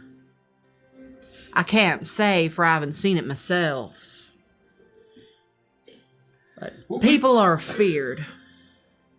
That's a mighty fearful story. We ain't never heard of no fiery jack-o'-lanterns ever before. Never once. No, and certainly especially not yesterday. And they certainly don't explode in Not here. igniting the That fire. is preposterous. What my companions are trying to say is that, in response to this horrific news, we can assure you that it is our duty to seek out these creatures of night, darkness, and vanquish them, and we will. Well, you will always be welcome in Enoch, should you decide you want to make the trip. Now, we have things under control as much control as we can possibly have for now. I would not worry your minds about it too much. But come visit us in a couple of moons for the Harvest Festival. We'd love to have you. I would like to see you at a right hoedown. Well, I'm not so sure I can promise that, but you have my word that we will help protect your lands. You can tell stories to the townsfolk. Oh gosh. Yeah, I think you would fit right in with your construction. You don't look like one of mine. Excuse me? The Harvestborn, you don't look like one of mine. You Well, I don't think that you created me unless you're my father. No, I don't think I am. Oh. It's a soul that powers you? Well, like from a manner of speaking, like more of a when you get down to the brass tacks of it, it's kind of more of a. I'm sorry, what did you say? When you break down, it is a soul from a certain manner of speaking, just not quite a mortal soul, but that of A what? No, it's all right. I heard you. I don't think you should say that again. And you see that he bristles a little bit, but he calms himself down as he looks you over, and then the smile returns to his face. Well, regardless of your strange creation, y'all are welcome in Enoch. Thank you. And any assistance that you could provide, we would greatly receive. And even if help is not something that you feel you can bring to our fields, we would not turn you away from our Harvest Festival. No. We'll kill the witch. That's like our whole thing, you know. Yeah, we only have a couple orders of killing witches. They're starting out of quick, truth be told. But, we'll get to all of it. It'll be fine. It ain't gonna be overwhelming, certainly not at all. You see his back arch as the hairs raise on his back as he looks over, and you see that the Iron Maiden has noticed that he is over here talking to you. I do not have the energy tonight for Miss Heedy, so I'm going to make my way deeper into the masquerade, but you have a lovely night, and if she perchance makes her way back over here, you just let her know that I made my way to the little Methuselah's room. Well, it was mighty fine meeting you, Mr. Methuselah. We'll see And you you soon. as well. And we'll take care of that witch for you. I'm looking No forward to problems. more of your stories. And he quickly takes his leave. Good evening, my lord. Gosh. I'll still vote Pico first. We may not have that choice. It seems like everything's fucked up, so, who cares what order we do it in? But it is right. It's very clear that everyone is having problems. We can't be everywhere at once. I don't know what we do first. It is interesting that all of these lords and ladies are dealing with witches that have sister as their moniker. A pattern is emerging, is what I am saying. Yes. Oh! She started a show! Let's go! Yeah, and that is exactly what happens. You watch as the Iron Maiden takes the stage and performs an absolutely spectacular rock show. There we go. The people in mass have had a lot of alcohol by now as they rock out, and you are able to make your way to the very front of the masquerade, right to the front of the stage, and she catches your eyes as she sings and wails on the guitar. You see that there she is backed by a band of Curseborn as they all play. Her set is about 15 minutes. It's not too long. All the while, something does catch your eye. Over in the corner, there is a tall, statuesque, lithe, siren-like woman. Very avian features behind a mask of a lion. And she does not move or dance along with the music. The entire time, she does nothing but watch you, occasionally catching your eye as you all enjoy the performance. And eventually, as the performance dies down, you, Lethica, notice as she motions towards you to join her. I would immediately turn and beeline in her direction. Yeah, I would attempt to catch up if I notice you hustling off for sure. Gosh, I gotta learn how to play one of them fancy guitars. How did she do that with that lightning? Hey, Cousin Eddie, you're gonna love this. That's very funny. That's very funny. You know that new sound you've been looking for? Well, listen to this. As you get closer, you hear the crowd begin to die down as once again the sounds of the orchestra strike back up, and everyone begins to fall back into their waltzes and their quadrilles. And you make your way towards this tall, angular, slender woman. The red and gold of her lion mask catches the light of the chandelier above, and her face beneath it, very bird-like. Her hair, not actually hair, but these long, beautiful, thin feathers that drape all the way down her back.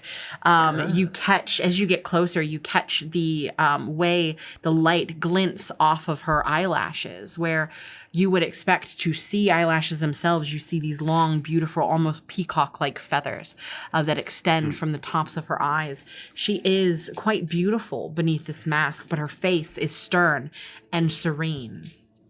And as you make your way towards her, she looks towards each of you. I can't believe it took this long for us to finally meet. I would have loved to speak to you sooner, but... well, Charlotte was performing. She's just the best, ain't she? I can't believe you get to see this every year. Well, my musical tastes are a little more demure. I prefer my music while I study. Oh. That sort of sound is too loud. Studying, eh? That is curling up with a good book? Maybe a picture book of a wonderful adventure? No, not a picture book. Oh. I've not introduced myself. Oh. I am Headmistress Narcissa Voss. Oh. I am the Lady of Astramar, Headmistress of Ganderhall Magical Academy. It's a pleasure to meet you, my lady. My name is Marius Renathir. Headmistress Narcissa. Have heard, and even now read so much about you. Did you know that a book has already been written? We have it in the library at Ganderhall. About us. Oh, about you, of course. Whoa! And what you've done in Cyril. A book about us? Theories on where you came from and Being heroes? the gods that you worship. Them scribes work mighty fast. Yes, they do. In Astramar, Especially in seemingly. Astramar. We see so much there. The towering cities in the skies, staring up at the stars. It's quite lovely. It sounds like a magical place. But it is not the stars that I've come here to speak to you about. I will cut to the chase. I'm not here for formalities. I'm not here for simple conversation. I'm here for help.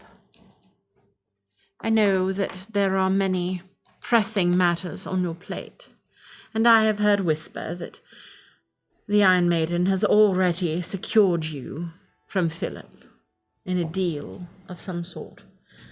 But I would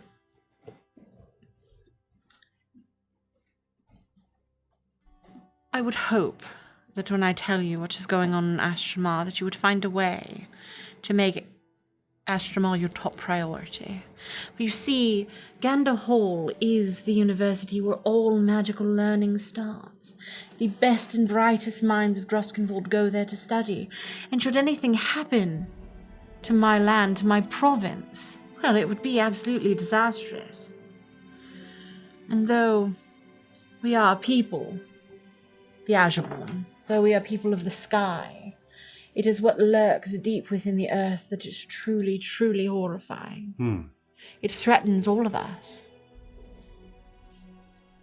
Like mole people? No, not mold. Is that a thing? Oh gosh, thank goodness I have a phobia of that. So there's a whole school just for magic? Yes, it's powered by the magical ley lines. Whoa. But deep within the ley lines, in the subterranean cavern system below, the mother of monsters dwells. The first and oldest daughter of Mother Midnight. She who calls herself Sister Effigy. Whoa. We have been studying and documenting her for quite some time now. And something is happening deep within the earth. What is she doing? It started with students going missing. They did not stay missing for long before we would find them, but not in their rightful form, turned to stone statues of their former selves, horrific statues, as if frozen. All of them terrified, horrified. Placed in random places, almost as if they were taunting us. And since then, the ley lines have not been they've been acting erratically. We are struggling to funnel and channel the ley line magic up to the cities in the skies. All of Astramar suffers for this. My lady, if I may, I will tell you the same thing that we've told the others. We are at your service, but we can only be in so many places at once. Yes, and so can I. She looks around. She seems agitated, a little bit nervous, and you don't even need to roll a perception check for this to see that occasionally tendrils of arcane magic spark off of her fingers as if she is ready at any moment to cast a spell or to protect herself in some way. At one moment, someone moves behind her and bumps into her and she tenses, and you see a soft shimmer of this purple and blue, almost like a shield, surround her for a split second before she realizes that it is just Methuselah passing by as he is skirting through the ballroom, attempting to avoid Charlotte Heedy, and she quickly drops it. I understand that your time is stretched thin, that every province wants you, but I need you in Astramar. Every bit of knowledge that can be collected is housed within the libraries there. If anything were to happen to Astramar, hundreds of years of knowledge would be wiped from this plane of existence. The history of Droskenvold itself, everything, any question you could possibly want to know, there is a book or a scroll or a parchment that could answer that question for you. Has there ever been something so pressing on your mind that you wished that you could find the answer to it? Come to Gander Hall. I guarantee, though it may take time, you will find your answers there, and it could all be wiped clean should we let Sister Effigy continue to cause havoc in my lands. I'm not sure what the other leaders have told you, but there is not a chance it is more important than what I ask. I beg of you, talk to that buffoon, Philip Droskenvold. Well, Tell him that you are needed in Astramar. Do you need a drink? I do not drink. It rattles the mind. Are you sure? I mean, just tell me It to relax. weakens the senses. wait, What? We think, for what it's worth, we think Philip's doing a fine job. Yes, I'm sure he's paid you to say as such. Oh. He's weak and he's not smart. Well, I'm not much for book learning, but I'd be willing to give it a shot. I mean, maybe... He's far too distracted by that wife of his to actually get anything done about the coven. For far too long they have rained havoc on the provinces. What happened in Folsons could have been avoided if he had done something about it sooner. He was lucky that you stumbled upon this land. I'm not sure what deal he has made with you, aside from these artifacts that you now have at your disposal. Speaking of which, I do believe I've read at least about some of them in the library. But it's going to take far more than a masquerade to mask the true horror that is happening in Druskenfold. Please, I beg of you. I am sympathetic to the need that you find in Estromar, and the value of the knowledge that you protect. It was Philip's wisdom that brought us here. It was him who assembled us, for the enemy is indeed very crafty. He is being pulled in many directions, and I think that you will find that Linksy has started using his fireworks again. That is amazing. I can promise you, we are not being paid to be the mouthpiece of some lord. You feel a tugging on your dragon wings. You look down and you see at first nothing, and then you realize that hiding behind your dragon wings, tears, silent tears streaming down her face, is Colette. One moment, please. And I'll immediately kneel down and say, She looks down, and you can see the look on her face of not disdain at Colette, but disappointment. I would say it's easy to read that there is disappointment to her that a full-blown lord of or leader of Folsons was replaced by a child. But you can see no anger towards Colette, just disappointment. yeah, I will kneel down to be at eye level with her as best I can and say, Colette, what is wrong? I don't like the sounds of all of the fireworks. And Miss Macduff went to the bathroom and I overheard something. I need to tell somebody. Hold on one moment. Excuse me, I am going to escort the young lady, and I will be back momentarily. Please continue this conversation. No. Can everybody come? I'm scared. I'm sorry. She looks up towards headmaster or headmistress Narcissa Voss, and I'm sorry.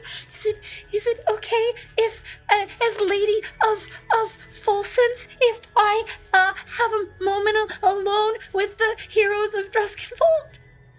And the tears continue to stream down her cheeks. Her face is bright red, and Narcissa Voss leans down and wipes some of the tears from her cheek. You do not need to apologize, my lady. If you need to have a conversation with the heroes of Druskenfold, then by all means. I believe our conversation was done. You and I have an understanding of each other. We'll talk to Philly. We go way back. We will take your proposal into consideration. What he said. Then, my lady, I may see you over the next couple of days, and if so, we should have tea. The moment, Good evening. The moment that she is like out of earshot, I will again lean down to kneel next to Colette and say, please, my child, please. What's wrong? Tell us. I think there's a bad person here. I overheard something. I'm really scared of those fireworks, but can we go out to the balcony? The one on the side where no one's at? Yeah, we should be careful about anyone listening. Take my hand. Okay. Quickly, come on. everything's gonna be just fine. Here's a nice, colorful, comically large lollipop for you, child. Thanks, Jericho. She holds it with one hand as she grabs your hand with the Just other, like Marius. the state fair. Marius. I like your little bell. It's kind of like my symbols. I will try to quickly lead her and usher the others along to this empty balcony that she is motioned towards. Colette guides you away from the throng of partygoers, looking around nervously with her large, sad eyes peering through her lamb mask at every stranger you pass. You exit the ballroom and feel the cool breeze of the moors as you step upon a grand terrace that looks out over the landscape. There's not a soul out here besides the 5 of you. She guides you to the railing at the very edge, where only the muffled music of the party and the joyous lights pass through the tall windows of Chateau Clair de Lune. Finally, you're away from prying eyes. Colette stops and looks up at you with tears in her eyes. Something terrible is going to happen. There are bad people here who want to do bad things to the Crescent Court, and I'm scared. You need to tell us exactly what you heard. You found out too? I'm gonna put my hand. We're here to help. I'm gonna put my hand behind Colette's head, just at the back of her neck, like this. Calm yourself. Feel clarity in your mind, and I'm going to cast calm emotions to bring her down a little bit from the fireworks and from what she's swelling with, as much as I can. You notice her breath start to ease up a little bit. The flush from her cheeks goes from that red to pink. She's still. Her eyes are still welling up with tears, but they're no longer spilling over her lids and down her cheeks as she chokes back. It's going to be all right. We understand you're panicking, but if you're a witch, I'm going to yeet you off this balcony. I'm going to look at Lethica and be like, I think because we're friends, we can be honest with each other. Yes, it's important you tell us what you saw. And we know, we think we've seen them too. Okay, there are witches at the masquerade. Wait, they're here? Yeah, I think they're here. I think.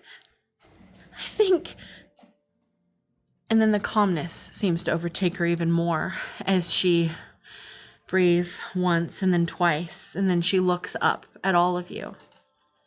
The Crescent Court is doomed. And the 4 of you are absolutely powerless to stop it. Utterly useless. Wait, what? What do you mean? And you didn't even save Farron and Poriorki. Suddenly, as a totally different child's voice comes from Colette, the form of the child changes to match. And before you, you see the masked face of Anya Adelaide looking up at you with mischievous eyes and a malevolent grin. Then suddenly, you hear panicked shouts from the chateau, muffled through the glass panes of the enormous windows. It's about time you met my daughters. Such an introduction is long overdue. And just as quickly as the shouts began, a terrible flash of bright green light radiates from the windows of the chateau, and silence immediately falls as each and every window is plunged into pitch darkness. I need 1 second here.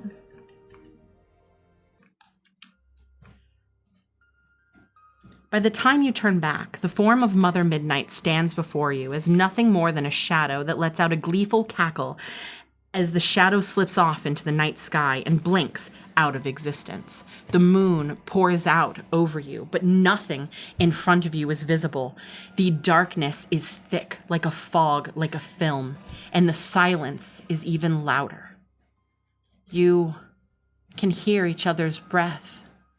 You can see the smoke form in the cold night. You take a moment to try and understand what happened. That was not Colette before you. Her outfit. It wasn't her, the lamb, but you, a lamb led to slaughter, led out to the balcony, pulled away from whatever happened inside. You see the balcony doors shake a little bit for a second and then go completely still. You listen. The silence so loud over the beating of your hearts. We don't hear anything. Can we see into the... No, it's pure pitch magical darkness. No! Ah! What happened? Was that Mother Midnight? Was that her? Was that She's back again after, maybe because Jorgrim died, and the maiden's gone. We gotta go! Let's go! Damn. I'm gonna turn. Is everyone okay? I'm gonna try to open the doors and stumble around and just try to... Miss Adela, Lord Philip! Do the doors even open? Your voice echoes. Your voice echoes out throughout the moors as you scream. As you scream out, the door to the ballroom is unlocked, but darkness and stillness greet you. It is clearly a supernatural darkness that has swallowed this entire place. Do I have my sword on me? Mm-hmm. They would have allowed me to come to a masquerade with my weapon. You all had your stuff on you, in satchels and things at your side, well hidden within these outfits made by Henri. But not on Philip, hand necessarily. not necessarily Okay. on hand. Like I would say you would have to. It would be a free object interaction to get your sword. You would have to use a full action to get your sword. But you do have your stuff on you. Philip and Adela had mentioned wanting you to be ready should something happen because they were concerned. As I guess Briggsy flings open the double doors 100%. to the manse, I would begin to affix my scabbard to my side and prepare myself for combat. And I think that you would all see a frustration on Marius's face, a worry that Colette is perhaps in mortal danger or already dead. Yep. I'll pull out my clutch, which is actually just bag, and then put it down on my side. It'll open up. I'll be able to pull my chakram out and be able to pull out my mask and actually affix it to my face and sort of lift up and remove the snake adornment that I've had this entire time to make sure that I'm fully equipped. If I feel into the magical darkness, do I think that I can grant my companions the same sight that my magical darkness offers them through my vestige, or do I feel like it's a different darkness, like it has to be from me? It seems no different to you, but you would have to use the ability to see. Okay, I didn't know if that was literally a or sense that I figuratively. had. Well, And before you do, my only remaining question, I believe the answer is yes, that total darkness counts, or magical darkness counts as total cover. Mm-hmm. Okay. I'm worthless. I will be, like, stunned, embarrassed, and panicking. I will draw my sword as you're beginning to panic. Miss Adela, she just danced with me so nice as she did, and everything's gonna Jericho. to me. All we can do is find out what happened and hope for the best. Are you with us? I fling the doors open and I run Brace in. under pressure. I have one more thing to do. Let us go lead the way, boy. We've lost Jericho, but we've gained the level-headed one. Are we ready? We've lost Briggsy. Quickly, follow him! I'm stumbling into You the rush darkness. in, and the moment you step over the threshold, the light from your sword is completely snuffed out. The magic that you use to see in the darkness has no effect in this place, as you are all plunged into the deepest darkness you've ever experienced. You step out of the moonlight and into this darkness and begin to walk across the wooden floor of the ballroom until you suddenly bump into something. It is hard, cold, and rough. You reach out your hands to feel it, and in the darkness you can make out the shape of a statue of a masked Silkborn. Oh no. I think walking into this magical darkness, knowing that I can't see anything, I would have my eyes closed, and I would be listening and attempting to, like, sense Vampire warmth style. and heartbeats and seeing if I can feel anything, get anything. Because, like, I wouldn't want to rely on my eyes. I would want to rely on my ears and my sense of potential life around me. Roll a perception check at disadvantage. Oofta. That was actually insanely good. I got a 15 and a 17. Wow, With a nice. +5, my low was a 20. Let's fucking go. At first, you pick up absolutely nothing. The silence is deafening. But then, for a second, you sense a heartbeat. It starts in one place and then it appears in another all of a sudden out of nowhere. And eventually, above you, 12 heartbeats in unison. What the fuck? We aren't alone. There are 12, at least. We aren't alone. The coven's been here the entire time.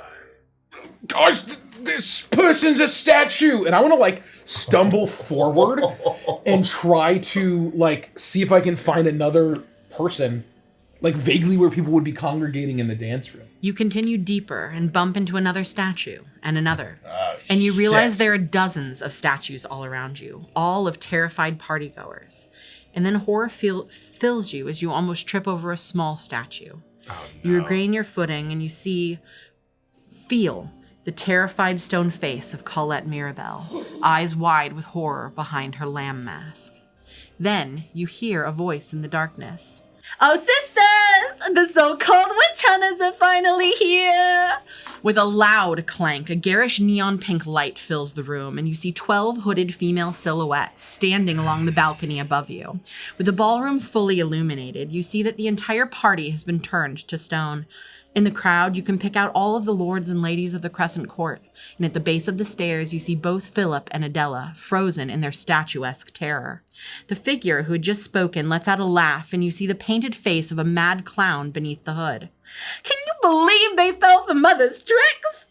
Another figure speaks, but the hooded silhouette stops at the neck, and you see that a female human head is held in its hands with blazing eyes of fire. They fell for the jack-o'-lantern trick. Why would you expect them to be smart enough to see through our own mother's deception? Then a voice from the figure at the center of the circle shouts out, "Silence!" Where there had been playful murmuring and malevolent jeering amongst the 12 witches above you, now are totally silenced as the figure at the top of the stairs pulls down her hood. Beneath, you see a stunningly beautiful woman with serpent's eyes and dozens of writhing snakes for hair. It was a mistake to spoil our mother's plans and falsens. Then, suddenly, the Medusa-like witch lets out a piercing shriek as her eyes turn a hideous green and garish green light floods the room. I need everyone to make a Constitution saving throw at disadvantage. If you're close to me, get +4 on saves. Okay. I got a natural 2. Can I do it again? Can I do it again? Can we get some shit on this? Can we twist on this or no? You can. One. You can. Well, good. No, you know how the twists work. Yeah. So you can choose up to 5. I'm not. I got a 2. I already rolled, so I can't. Yeah, fuck it. Yeah, already rolled. We're just doing it. I'm going straight here. We're going in raw. Come on. 9. Okay, that's actually not terrible. At a disadvantage, I got 14. Plus what? Probably just enough. Be at +4 if you're close enough to me, 10 feet away. Close enough. Which you probably are. 4, 5, 6, 7, 8, 9, 10, 11. Okay, we're 12. screwed. I got a 14. All of you feel yourselves immediately stiffen as you are completely unable to move. Your senses stay as you realize you are turning to stone, slowly petrifying as the 12 daughters of Mother Midnight cackle from the balcony above. As you petrify, you feel the potency of your very anima weaken as a terrible malediction afflicts you. Effortless, the fool of Druskenvold's beloved witch hunters, so easily defeated by Sister Effigy, eldest daughter of the midnight moon. The moonlit rebirth has only been delayed. Now its coming is a certainty. As your transformation to a stone statue completes, you hear the cackling in unison of the coven of the midnight moon as each hooded witch blinks into nothingness, one by one by one by one. Alone in the darkness, you all have dropped to level 3. Oh, fuck! And just as your senses begin to leave you and surrender to your petrified fate, each one of you feels a sudden eruption of energy from your very souls. And that is where we'll end the session. What? What?